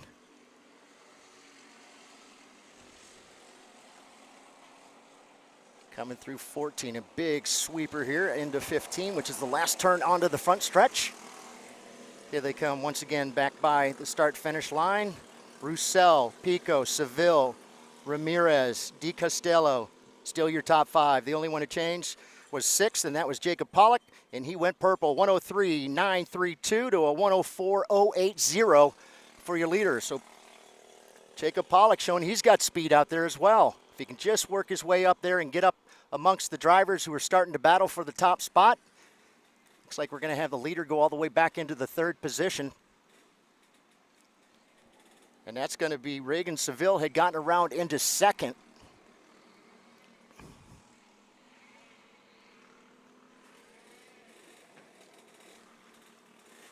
And again, that's Shelby Ramirez right there behind him in that 4th spot. Perhaps if those 2 drivers back behind him can get up there and help.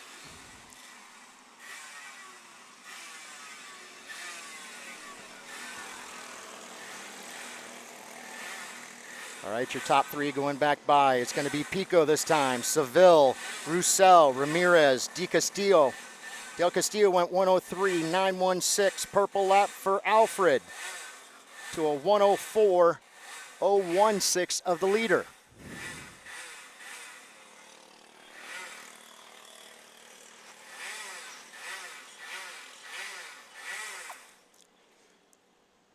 Going to have a change for the lead. It's going to be Reagan Seville. And your juniors being brought to by Seville Electric.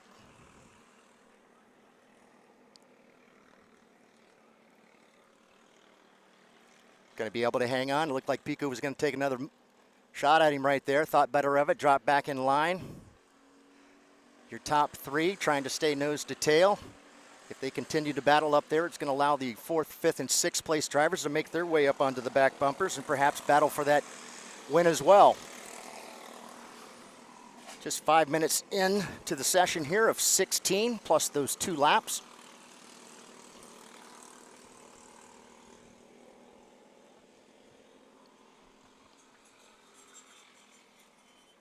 Racing has been awesome this weekend. Some really, really good, clean racing. A couple incidences here and there, but nonetheless been some really, really good racing. Putting on a show out here in Texas. As we like to say, loving every minute of it. All right, so Reagan Seville out there in front. Preston Pico now in that second position with Sawyer Roussel in third. They put a pretty good gap back to that fourth place driver. Last time by it was about 2.5 seconds. We'll have to see as they come back through the timing and scoring loop. Come through this long sweeping turn of 15 onto the front stretch, down to the start finish. And again, we'll take a look. Preston Pico, the second place driver, went purple. Reagan Seville, though, out in front. Pico in second. Roussel in third. It was a 103.348 for the leader and a 103.432 for the leader. And Sawyer Roussel going to dip down to the inside, heading into turn number 6 to get around Pico. Could put Preston back into third. Reagan still out there. About a kart and a half back now to that second place driver. Yeah, leaders now making their way into the inside hairpin. Second to last hairpin for this lap. Reagan Seville still out in front over Pico, running in P number 2, still the fastest car out on track. Good 3-car battle for the lead, being rounded out by Sawyer Roussel. We are roughly 7 minutes into the 16-minute feature plus 2. So we're just under halfway until we get 2 laps to go, presented by our flagman. Making the way down into turn number 1. Reagan Seville still out on point. Cutting the air from behind is Sawyer Roussel, followed by Preston Pico. Going down the order outside of the top 3, there's about a 3.5 second gap between Alfred running in P number 5, Shelby Ramirez running in P4, Shelby Ramirez running in P number 5, Jacob Polak running in P6, Ian Columbus running in P number 7, Jason Harrell in P number 8, Michaela Bradley P9, and Joseph McCreet rounding out your top 10. But right now, we're going to keep our eyes focused on the top 3. Reagan Seville leads over Sawyer Roussel, and then Preston Pico running in the 3rd position.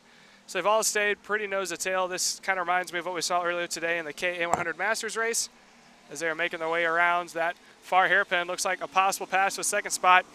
It's like Pico had a little look in on Roussel, trying to see if they can make their way into P number 2. Couldn't make it stick. Still nose to tail. Reagan out in front. Sawyer P2. Preston P number 3. This time by, we are now going to be working 8 minutes and 30 seconds completed. We're now 30 seconds over halfway. Again, once they get the 2 laps to go at the 16-minute mark. That next time by, they get 2 to go. After that, it's white, and then we end the race. Whoever's leading after that is going to have a pretty good prize from this afternoon. Down on the inside, here comes Sawyer Roussel trying to get on the inside of Reagan Seville. Making their way in. Looks like they're going to do it, and Reagan is going to lose not 1 but 2 positions because Preston Pico makes their way up into P number 2. So that's Reagan back into the 3rd spot, Sawyer up into P1, Preston to P2.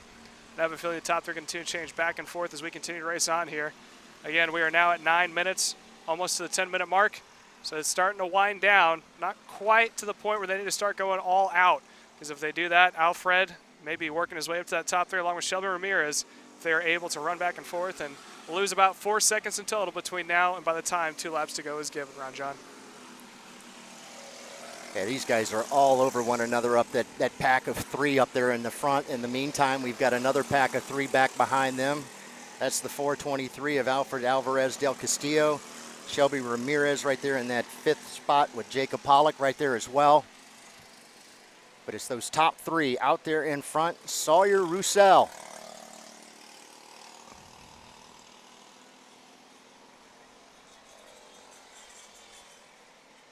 And as I say that, we've had a change for lead. That's going to be Preston Pico up into that 1st spot. Roussel's going to drop back into the 2nd spot, taps his helmet and says, come on, Reagan, get up here, let's push. Try to get back up there and take that top spot back away from Preston. Right now it looks like they're going to go ahead and line back up your top three. As I say that, what does Sawyer do? He drops down, tries to cut the inside. It's an over and under pass for the 499, right back into the top spot. That's going to be Preston Piku. Sawyer Roussel now back into the second position with Reagan Seville. It's actually spread out just a little bit now to Alfred Alvarez del Castillo. He's in the 422, now back about 5 seconds behind our leaders, who are now going 3 wide, heading down the backstretch towards turn number 6. It looks like Roussel down to the inside, going to get around Piku. Piku thinks he's going to go back around. Nope, looks like Sawyer's going to be able to hang on to that top spot.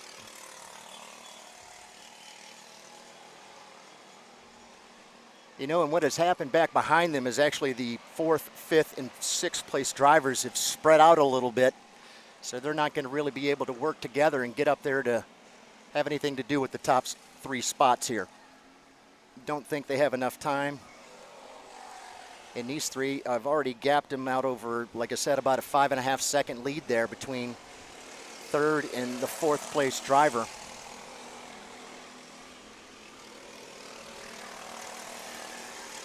All right, just a couple more ticks away from the 12-minute mark. 12 minutes in. 4 more minutes to go. And then we'll add those 2 laps. All right, so Preston to the outside. Sawyer to the inside. Got a little bump from Seville. Seville pushes him all the way up into the lead. He could look like maybe going to try a little crossover move here. Although it leaves Sawyer in the preferred line coming into this next turn. He's all over now the back bumper of Sawyer Roussel. The top 3 still continue to pull it out.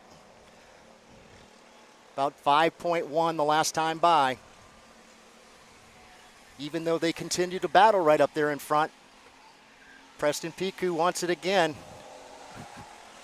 Reagan goes up and gives Sawyer just a little tap in the back. Gives him enough momentum to get him up there and get back around Preston Piku. Now that's going to leave Piku right there in that second position with Reagan Seville all over his back. Getting ready to hit the 13-minute mark here. And again, your top 3, nose to tail, pushing one another all the way down the backstretch. And as I say that, it looks like Piku's bounced to the inside. Reagan Seville looking, just sitting there wondering what's going to happen. In case those 2 get a little squirrely, she can pop right in there and take over that position.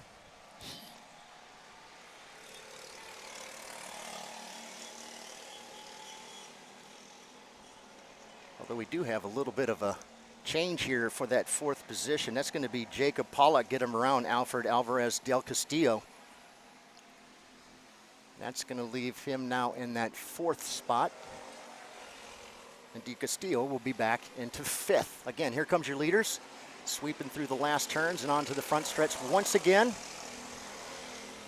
here at SpeedSportz Park in Houston. Beautiful place. We ended up having an absolute beautiful day. Little rain this morning. We had a lovely breeze pretty much throughout the day, which has been life-saving for many. But right now, laps winding down, time winding down for our TSRS group here. This is race number 2 of their spring roundup. All right, so Piku's gotten back around Roussel.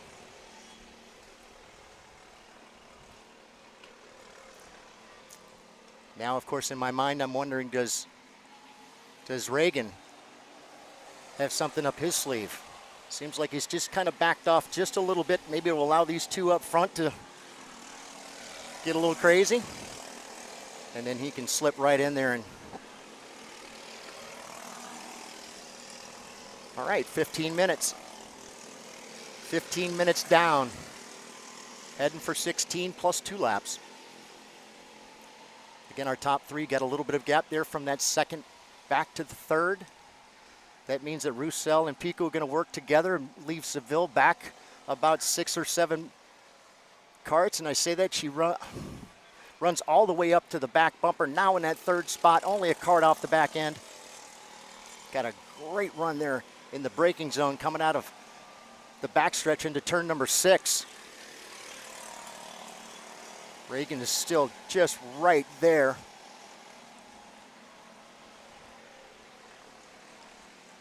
All right, looking at the start-finish line, I'm seeing our starter putting 2 flags in his hands the next time by, and our driver's just coming through the last turn here and onto the front stretch. They're going to pick up the 2 to go. It's going to be 2 more laps here for our 206 Juniors, brought to you by Seville Electric. And Reagan Seville right now in that 3rd position.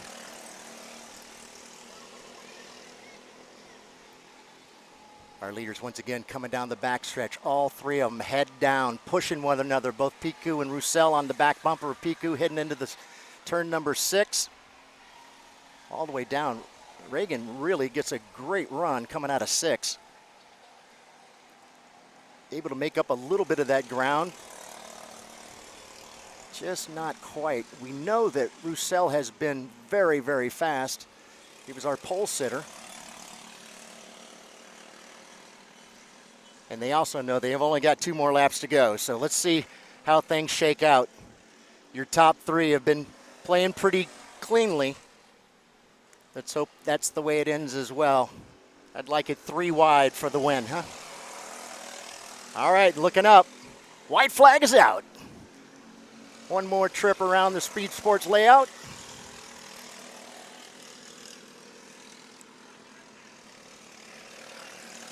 All right, waiting for our leaders to pop up on that backstretch. Here they come. Still Piku right there. It looks like Reagan Seville is going to get on the back end of Roussel and push him forward. Going to try and push him all the way up into that first spot and leave Piku out high. Preston thinks the inside, wanted to make that over and under pass, but look at this. Reagan's going to go for it. Not in the preferred line at this particular point. Still going to push him out wide. In the meantime, Piku comes back around. They're going to go side by side through the chicane. Seville now in second. Roussel out there in front. It's not over yet, folks. Reagan Seville out there in front. Piku and Roussel side by side. Looks like Roussel's going to try and dive bomb to the inside. Not going to be able to make it in the meantime. Here comes Reagan Seville, going to take the checker. Wow. Lap after lap after lap, I believe he was setting them up. Just waiting for the right time. Felt like he had the speed. I noticed he kept allowing the other guys to kind of just go and do their thing. But sure enough, able to get up there, push Roussel all the way up to the front, and then go ahead and take that position. Yeah, it was definitely a good run by those guys. Very smart. They played. This is something you usually normally see from like a senior race where they play the long-term game. Wait till the very end. Fantastic run from the last 206 race of the day. We still have one more yet to come, which is KA100 Sr. I know I've been waiting for this one. This one in 206 is the 2 that I was excited for all weekend long. We're done with the 206. Now it's time to go on to the KA. But before that, we still have one more commercial break. We're going to get that out of the way. And when we come back, we'll get going with our final race this afternoon of round number 2 of TSRS.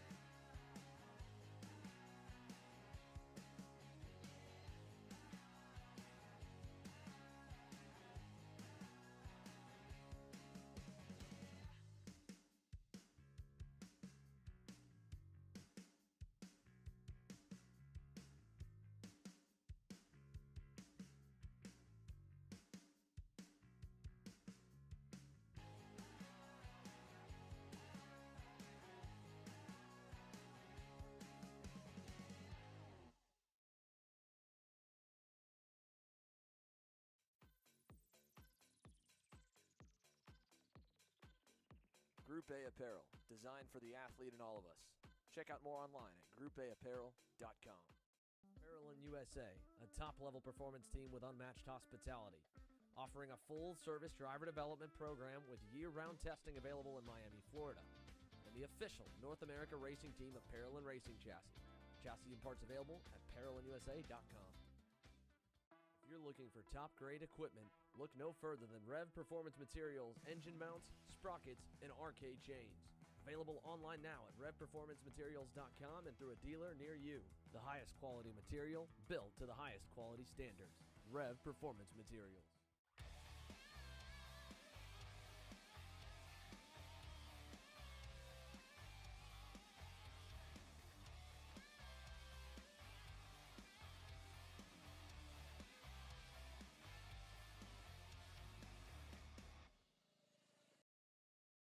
Odenthal Racing Products, your #1 producer in engine mounts since 1992, along with our leading-edge designs and product development, such as the Odenthal Racing Products EasyGP camera mount, which comes in 4 different styles and can be used on any karting platform.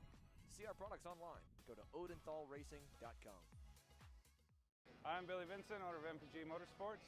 What we do at MPG is we try to keep it a nice, fun family atmosphere, try to combine sort of the bigger things and of the bigger teams and the professionalism down with sort of some of the fun, sort of family-oriented atmosphere. We try to not only develop drivers, but also the parents and the families for just in knowledge in general in motorsports. It all starts in karting. What we try to do is try to help the drivers, the moms, the dads understand the sport of motorsports in general, not just karting, but what it takes to get all the way up through. Whether you end up wanting to be a driver or a mechanic or an engineer, you know, we can help you with that, and that's what we're here for. If you're interested in joining us at MPG, our home base is at Whiteland Raceway Park in Indianapolis, and you can contact us at info@willpowerkart.com, and one of our great people will reach out to you, and we'll try to put the best program together.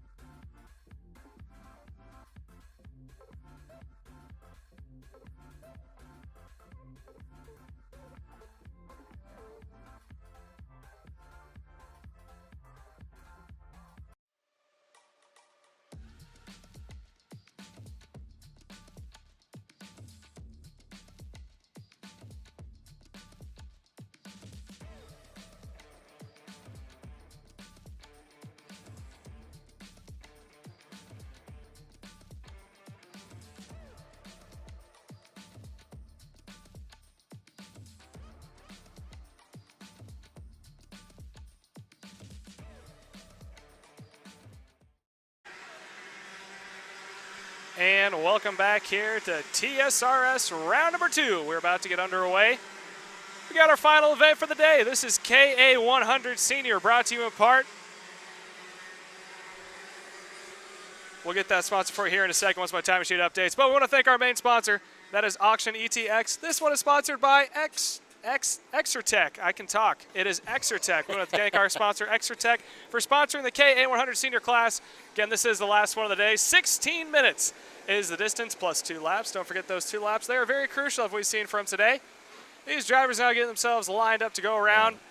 And once they go, all bets will be off. Your front row. I think we're 44 strong here. 44 strong here this afternoon. And I think it's only going to get crazier. Boy, is it ever, as they're allowing each other to try to get right up on each other's bumper here, really slow as they head into the tram lines. Stanfield and Rudolph is your front row. They've been the fastest two to compete with all weekend long as they make their way down to the tram line. Coming down to the acceleration cone, eyes on the starter, green flag is out, and they are going to go 2 by 2 into turn number 1. Looks like it's going to go advantage to Rudolph as they make their way through. Where they take off like rocket ships. I think Rudolph got pushed a little wide. It is not going to be Rudolph. It is now Stanfield out in front. Rudolph gets pushed back to third. That's going to be your third placeman, able to make it up into P number 2. Oh, we got a cart over here stalled. Oh, we do have one stopped. Looks like he's going to have to push quickly here, although the carts are just now starting to make it to the inside part of the track here, so should be fine. Unfortunately, not able to actually make a lap. Very unfortunate. Obviously a very dejected driver as well. Right now we got a 3-car breakaway out in front. Oh, it sounds like a header has come off. We hear the loud sound of a straight piped KT100. sorry, KA100. It's Right. not a good sight to hear. As they're making their way down into the left-hand corner for the first time, followed by the big old right-hander. Everyone going to the outside line as they make their way across the line for the first time. Timing sheets are now going to update. Stanfield out in front. Josiah Tracy running in P number 2. Aiden Rudolph has to settle in for P number 3. Noah Baker makes his way up to P number 4. Cole Click rounds out the top 5. That is your top 5. One of those names we'll have to keep an eye on, though. Cole's been pretty doggone fast. Absolutely. Cole's been fast. Baker's been fast. Brooke Berry running in 7th has also been fast. Xander Rogers has been fast. He's running himself in 11th. So there's a lot of drivers in that front pack as they have a little hustle and bustle, and that's a pass for the 5th position. I think that was Cole Click, able to get around Noah Baker, moves up himself one more spot. And right now, Alex Stanfield slowly starting to pull away from the field, opened up about a 2-car length advantage. I say that because Aiden Rudolph was able to get around Tracy, pushing him back to P number 3. Rudolph now up into P2. Click and Baker running right behind. You can see Aiden's got his head down. He's grinding right now, trying to make his way up onto the back bumper there of Alex Stanfield. That Tony Cardiff Stanfield been very fast. Of course, who is that sitting all over the back bumper of Aiden Rudolph? That's Noah Baker. Say hello to Noah Baker. Just went purple, 56.239 to a 56.460 for the leader. Again, it looks like now Aiden's going to dive bomb down to the inside, take over the top spot from Alex Stanfield, dropping Stanfield back into 2nd. Noah Baker, though, right there all over the back bumper. I believe that it is going to be Cole Kleck that's gotten back up behind Baker. That was a smart move on Stanfield's part. He filed back into line and held on to the spot. He could have made it a whole big situation and fought himself back through the field. And look at that. Lo and behold, Aiden Rudolph now back out in front. Your pole sitter bumped back a couple of positions, able to get it back underway. Watching some of the mechanics reminding their drivers to use their head, knowing they still got plenty of time out here on the track. We just went past the 3-minute mark. Already see a couple of karts out and off the track, unfortunately. Yeah, looking down at the time machine as well. Something else interesting, J.D. Lamping running in the 13th spot. Just went purple with a 55.875. Leader for your leader of Aiden Rudolph went a 55.927. So all the way back in the 13th spot, Lamping able to go fastest so far. Again, we're 3 minutes in. We still have plenty of time left to go. Got 16 minutes till we get 2 to go. So that's roughly about 13 minutes from now. But top 5 got themselves worked out. Rudolph, Stanfield, 1 and 2.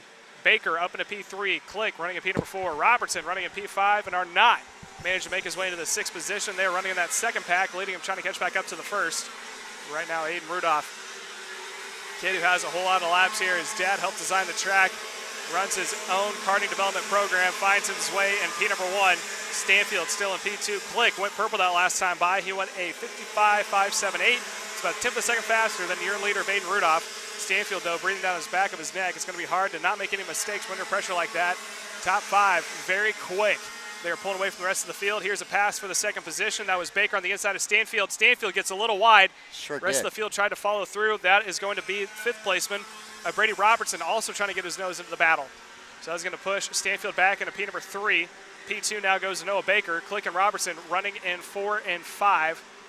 He's going to make her way into the hairpin one more time. We're going to be coming up on 5 minutes completed out of the 16. My math doesn't fail me. I believe that is 11 more minutes until we get 2 laps to go. I tell you, Caleb, that was pretty interesting there. I wasn't really sure exactly what happened with Alex, but coming into turn number 6, he just kind of drifted a little high, maybe got a little slippery right there, and allowed Baker to go ahead and take that position from him. Yeah, I think he carried just a little bit too much momentum going to the corner, maybe got some help from behind, washed up and opened up the gap. Now he's making the way on the backstretch. Rudolph has opened up a good gap. He's got to hope that P number 2 of Baker isn't in the drafting range, but it appears that he is. Here's a pass for the 4th, now going into 3rd spot. Oh. That is Robertson trying to get around. A little bit of contact there was made, and that was that on Stanfield? Stanfield slowed down. So now the top 3 is going to be Rudolph, Baker, Robertson, and Cole Click also up in the mix as well for the 4th spot. That is going to push Stanfield all the way back into P number 5, and he is now under attack. He is going to get passed again. That is going to be by Brooke Berry, making up one more position, and also following her is Ethan Arnott moves up. So that is going to push Stanfield all the way back into the 8th position after he was battling for the lead. And unfortunately, I think that is probably going to take him out of it. Out of the chance of a win, that is. This time across the line, Rudolph out in front, Baker P2, Click P number 3, and Braden Robertson rounds out the top 4. Brooke Berry now finds herself inside the top number 5. Ron John? Yeah, I think perhaps that might have been Braden Robertson that got a hold of Alex Stanfield there. Nonetheless, they've allowed the rest of the drivers to get out there ahead of them. Aiden is sorry to absolutely interrupt just... you. There's a pass for second. That was Yes. going to be Click getting around Baker, so that's another shake up at the top. But look who's starting to pull away. Aiden Rudolph is starting to get a good gap for himself. I noticed that as I looked out there, it looked like he put a pretty good gap back to the second place driver. It was about 5 or 6 karts. Looks like it still remains there, although what a great run coming out of that turn to try to get back up there to Aiden Rudolph out in front. Waiting to get a good eye on here, our second place driver here coming through. That's going to be the 902.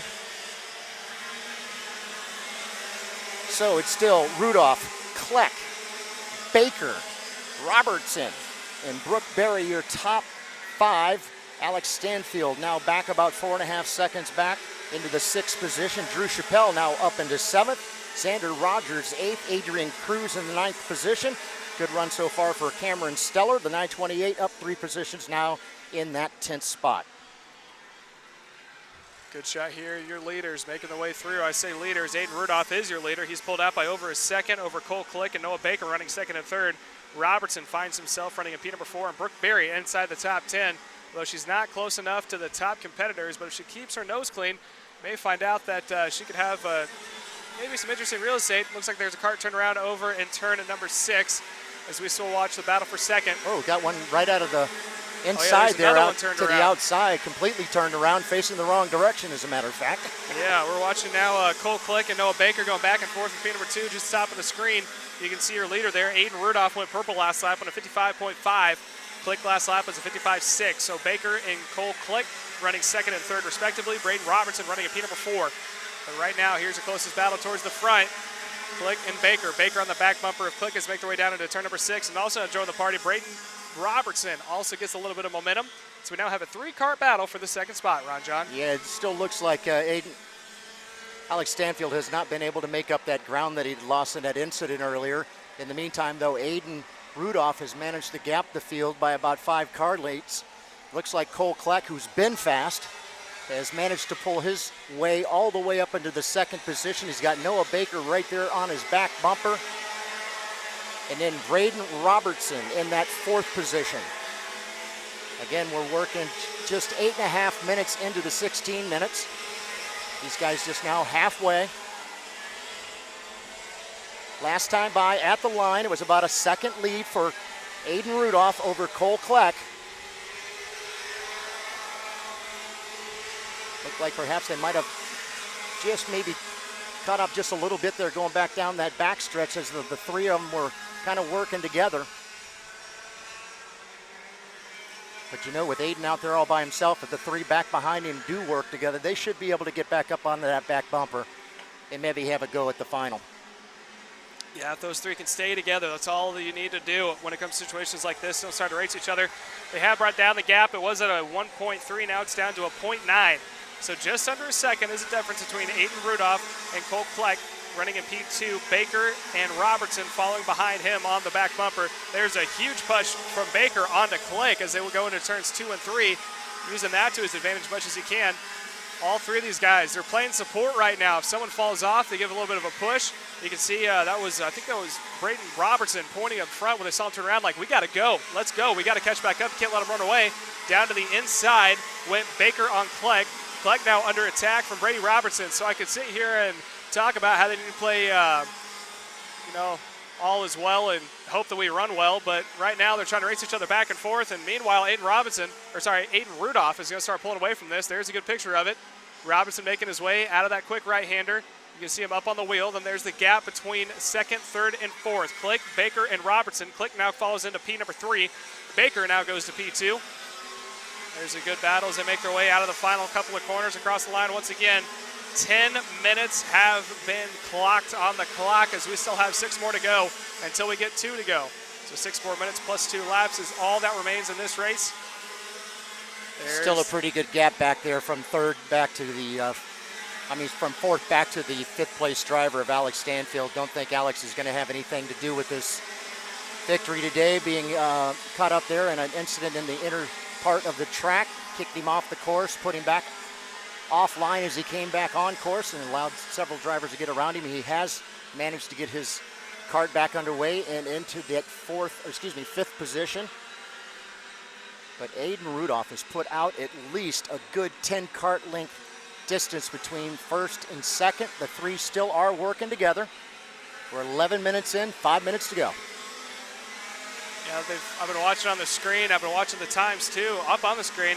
The gap now has gone from a 0.98 to a 1.3, the difference between Rudolph and Baker. So I think Rudolph has got this one semi-locked down. I don't want to jinx him, but if he just keeps doing what he's doing, he may be in a really good situation. Meanwhile, Alex Stainfield went purple last lap. He went a 55.493. He's grinding. He's running about a tenth faster than the rest of the field, but he is down by 2.6 seconds. As meanwhile, that battle for that second and third, fourth position continues to heat up between Baker, Click, and Robinson. I think that was Robinson able to get his nose in there for a moment. There's your leader, Aiden Rudolph, and then there's the three-kart battle. Trying to see, they were trying to get their way back up to Rudolph. They got a little bit of time made up, and then all of a sudden they just started to race each other, and then that gap started to open up again. Almost like if you break your momentum, you start losing time. It's a weird concept, but when you get racing like that, a lot of times strategy goes out the window. You got to think about what you're doing, what's best for your team, what's best for the points if you're in the championship race. So it's not fair for me or us to judge them off of what they're doing on time. Because if we were both in the car, we'd be doing the exact same thing that they're doing. Absolutely, without a doubt. As I look out there and see Aiden out there all on his own, still a good 10 to 15, maybe 20 kart lengths back. You can see the three back behind him trying to work together. That's Noah right there, Baker in that second position with Cole Kleck right there on his back bumper. But you know, time is starting to wind down. We're about 4 minutes away from the 16-minute mark. Still Cole right there all over the back bumper of Noah Baker. And Braden Robertson all over the back bumper as well. But you know, I'm starting to look here, and it's starting to look like Alex is actually starting to pick up some ground here. See what that difference was last time, 4.1. See as he comes back by this time. He picked up about a tenth. So once again, Aiden Rudolph out about 1.4 second lead over Noah Baker. And we're going to have a change for that second place. Make it the change for second and third. Push Noah back into the fourth position. I believe that's going to be Kleck up into the second position, and then it's going to be Braden Robertson back in third.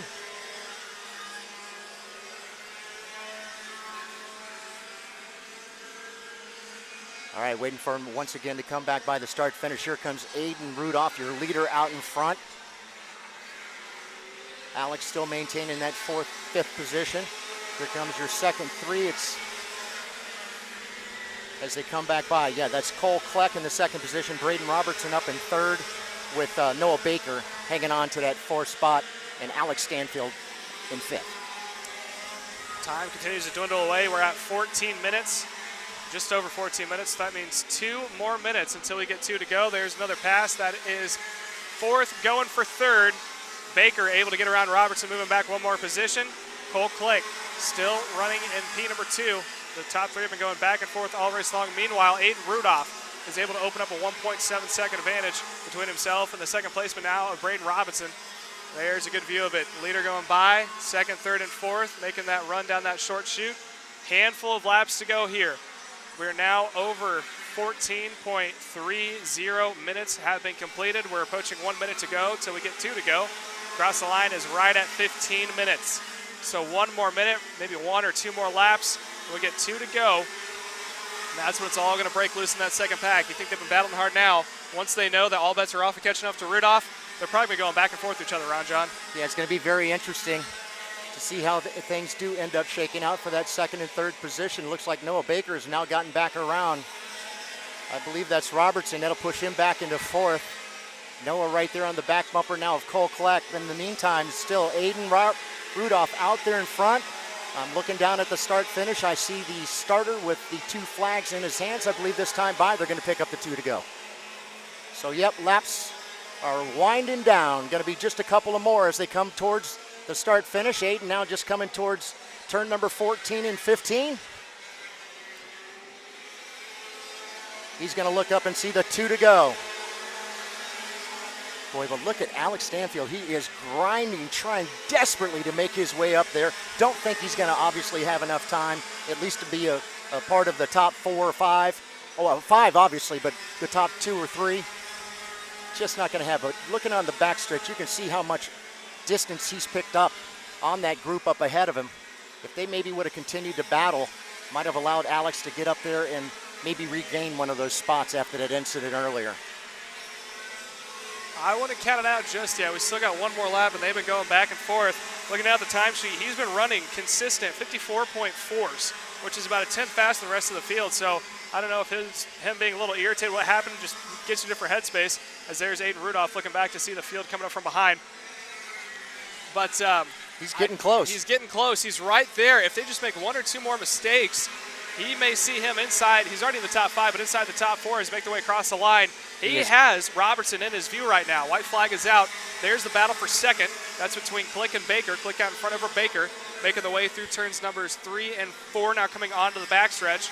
I'm going to keep an eye on Stanfield in case he does get up there, because I think that it might have been the other driver that was the one that caused that incident. So. And there was a pass down the inside. That was Baker getting around Cole. Now they're going to go side by side, making their way through.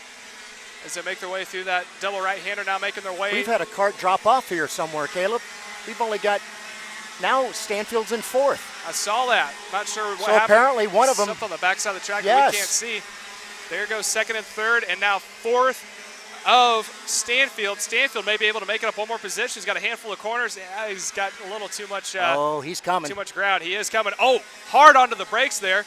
There goes your leader. That is going to be Aiden Rudolph taking the win this afternoon. Here comes 2nd, 3rd, and 4th of Baker, Click, and Alex Stanfield goes purple that last lap of a 55.385. I think that's the fastest time we've seen all weekend. 5th place is going to be Drew Campbell. 6th goes to Brooke Berry. 7 to Adrian Cruz. 8th to Zander Rogers. 9th to Ethan Arnott. 10th is going to be Vemi Muskelis. So that is the final race this afternoon. What a good one for our TSRS round number 2, sponsored by Auction ETX. Again, that was a fantastic run there from your KA Senior, sponsored by Extra Tech. I want to thank all the sponsors that made this possible. And we're going to have a quick announcement from the boss man, Trevor Blue. He's going to come on air for a quick moment. Let's do it. Have a few words with us, and then we're going to sign on off.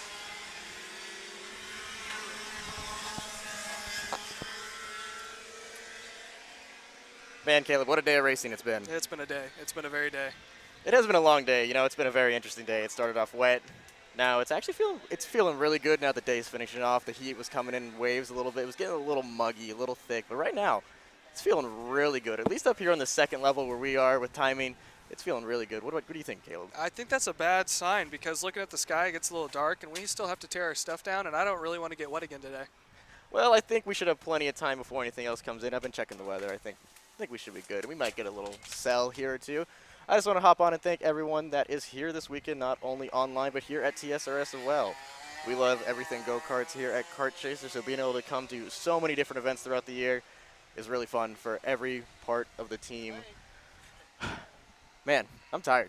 How about you? Yeah, I haven't been feeling good all day. You know how I feel. Yeah, Caleb got a little food poisoning last night, I think, but somehow he was able to make it through today, bringing y'all awesome commentary. Along with Ron John Emersol. We absolutely love these guys, and everybody here at the Kart Chaser crew. We've got Carlos Garcia on a camera and Brandon Simon on the other camera. I don't even know my own crew's last names properly, man. But absolutely thank you to everyone that showed up, all the sponsors here that are part of the TSRS sponsorship, including Auction ETX, their main sponsor of the group, and all of our sponsors here at Kart Chaser. That's going to sign it off for the round 2 of the TSRS. The next event is going to be at NTK in just north of Denton. I'm excited for that one because I live 15 minutes from there, so I'm going to get to go home every night. And I think since the Stars race will also be going on that weekend, Xander will be up there. So Caleb will get to stay in Xander's room because we are local right there. So it's going to be a good time. Once again, thank you, everybody. We are going to sign off here at Kart Chaser.